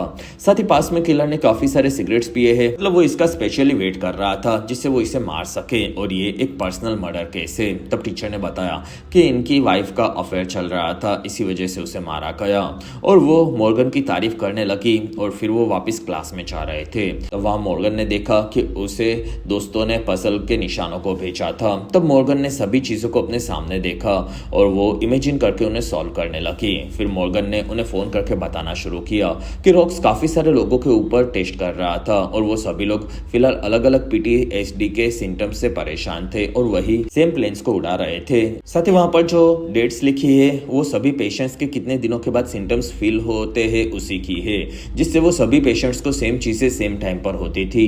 लेकिन पीटीएसडी में ये चीजें सेम टाइम पर होना इम्पॉसिबल है। इसी का मतलब ये है कि ये पीटीएसडी नहीं बल्कि कुछ और है और हमें इसके बारे में पता लगाना होगा। वहीं पर मॉर्गन की टीचर ने उसे पकड़ लिया। तब वो इस चीज से नाराज हुई। कुछ देर बाद सबने आकर मार्क से फिर से बात करना शुरू किया कि रॉक्स को क्या पता चला था। तब मार्क कहता है कि रॉक्स ने पता लगाया कि जनरल हैंक जो प्लेन बना रहे हैं उसमें कुछ गड़बड़ थी जिसके चलते पायलट्स हाइपोक्सिया से मर रहे थे और मेरा भाई भी इसी चीज के चलते मारा गया था और बाकी पायलट्स अभी भी प्लेन उड़ा रहे हैं तो उनकी जान भी खतरे में है क्योंकि प्लेन के अंदर की लाइफ सपोर्ट सिस्टम खराब है। लेकिन हैंक उनके महंगे प्लेन्स को खोना नहीं चाहता इसलिए वो ये छुपा रहा है और रॉक्स ने उसके इंजीनियर के साथ सारे सबूतों को ढूंढ लिया था। लेकिन ये चीज हैंक को पता चली इसलिए हैंक ने उसे मरवा दिया होगा। वो सबूत कहां पर है उसे ढूंढने के लिए मैं घर पर आया था लेकिन वो मुझे नहीं मिले। तब निक और एडम ने आकर हैंक से इस बारे में बात की। तब हैंक ने बताया कि ये सब अफवाह है और अगर तुम्हें ज्यादा जानकारी चाहिए तो असली सबूत या फिर वारंट लाओ, फिर हम बात करेंगे क्योंकि मैं कभी भी अपने पायलट्स की जान खतरे में नहीं डालूंगा। फिर वहां से एडम और निक वापस जा रहे थे। तब क्लास में छुपकर मॉर्गन ने उन्हें फोन किया और उन्हें बताया कि उसके क्लास में वो हैकिंग की चीजें पढ़ रही थी। तब उसे पता चला कि रॉक्स का कार्ड ऑफिस के प्रिंटिंग मशीन से जुड़ा है और अगर वो उसे प्रिंट करेंगे तो कार्ड में छुपी हुई जानकारी प्रिंट होकर निकलेगी। और तब मॉर्गन को फिर से उसकी टीचर ने पकड़ लिया। तब एडम और निक ने आकर प्रिंटर में कार्ड यूज किया। तब उन्हें प्लेन की पूरी डिजाइन मिल चुकी थी जिससे वो साबित कर सकते थे कि प्लेन में गड़बड़ है। रात होने पर चैड को मॉर्गन आकर मिली। तब वहां पर चैड ने बताया कि उसकी टीचर ने मॉर्गन के काफी सारी तारीफ की और वो बेस्ट स्टूडेंट है ये बताया। तब मॉर्गन खुश हुई लेकिन वहां पर चैड ने मॉर्गन के बार बार ध्यान न देने के चलते उसे अनप्रोफेशनल बताया और उसे जॉब से निकाल दिया। अगले दिन सभी लोग अभी भी केस के बारे में सोच रहे थे क्योंकि ये मर्डर कैसे हुआ ये उन्हें नहीं पता चला था। तब मॉर्गन मदद के लिए आई और तब सबने बताया कि मॉर्गन अब उनके केस में मदद नहीं कर सकती क्योंकि उसे काम से निकाल दिया गया है। तब मॉर्गन कहती है कि मेरे बिना तुम लोग इसे सॉल्व नहीं कर पाओगे और मैं अभी भी टीम का हिस्सा हूँ। तब वहां पर सबने मना किया। तब मॉर्गन कहती है कि चैड ने अभी तक तुम सभी को ये बताया है और वो आज रिटर्न में ये लेटर सबमिट करेगा और तब मैं आज के बाद सस्पेंड हो जाऊंगी और इसी वजह से आज रात तक मैं काम कर सकती हूँ और ये मैंने स्कूल में सीखा था। तब वहां पर सबको उसकी बात माननी पड़ी और फिर वहां पर मॉर्गन ने सारे सबूतों को देखा। तब वो समझ गई थी कि ये मर्डर कैसे हुआ होगा। कुछ देर बाद सभी लोग आकर हैंक से मिले। तब हैंक कहता है कि तुम लोग यहाँ पर क्यों आए हो। तब वहां पर निक ने बताया कि तुमने कैसे रॉक्स को मारा उसका सबूत हमें मिल चुका है और तुम्हें पता चल गया था कि तुम्हारे प्लेन्स के चलते लोग मर रहे हैं और तुम्हें अपने प्लेन्स को खराब होने के बारे में पहले से पता था। फिर तुमने रॉक्स की तहकीकात के बारे में पता किया और उसे धमकाया। तब वहां पर मॉर्गन कहती है कि तुमने रॉक्स के ऑक्सीजन मास्क को बदल दिया जो कि पैराशूट से कूदने से पहले वो यूज करने वाला था और उसके अंदर के ऑक्सीजन को तुमने फ्रीज कर दिया जिसके चलते रॉक्स कूदा तब उसे ऑक्सीजन नहीं मिला और वो सांस नहीं पे ले पा रहा था और यही गड़बड़ तुम्हारे प्लेन में भी होती है। इसलिए हमें तुम्हारा वीडियो पैराशूट कंपनी के ऑफिस के बाहर भी ढूंढा और वो हमें मिल गया। फिर वहां पर उन्होंने हैंक को अरेस्ट करवा लिया। तब मॉर्गन खुश हुई। रात होने पर चैड घर जा रहा था। तब उसे रास्ते में एवा मिली और एवा ने कहा कि मॉर्गन सच में केसेस सॉल्व करने में काफी मदद करती है और हम लोग उसे छोड़ नहीं सकते। तब चैड कहता है कि फिर भी मैं उसे काम पर रखने तैयार नहीं हूँ क्योंकि उसने कई सारे रूल्स तोड़े हैं। तब एवा ने चैड को उसके शादीशुदा होने के बावजूद चल रहे एक अफेयर के फोटोज दिखाए और उसे लीक करने की धमकी दी। तब वहां पर चैड समझ गया कि एवा मॉर्गन को वापस चाहती है और फिर उसने मॉर्गन को वापस रखने के लिए कहा और वो वहां से निकला। फिर एवा ने आकर इस बारे में मॉर्गन को उसके घर पर बताया। तब मॉर्गन ये जानकर काफी ज्यादा खुश हुई और वो समझ गई थी कि एवा ने कुछ जुगाड़ किया होगा और एवा ने आर्थर के ऊपर के खतरे के बारे में भी बताया और अब उन दोनों को मिलकर कई सारे और राज भी खोलने थे। इसी के साथ ये पहले 10 एपिसोड्स की कहानी यहीं पर खत्म हुई। तो अभी तक आपको ये सीरीज कैसी लगी ये आप मुझे कमेंट सेक्शन में जरूर बताएं क्योंकि आपसे इस सीरीज के बारे में बात करने के लिए मैं काफी ज्यादा एक्साइटेड हूँ। बाकी आगे के एपिसोड्स को जल्द से जल्द देखने के लिए इस चैनल को जरूर सब्सक्राइब करें।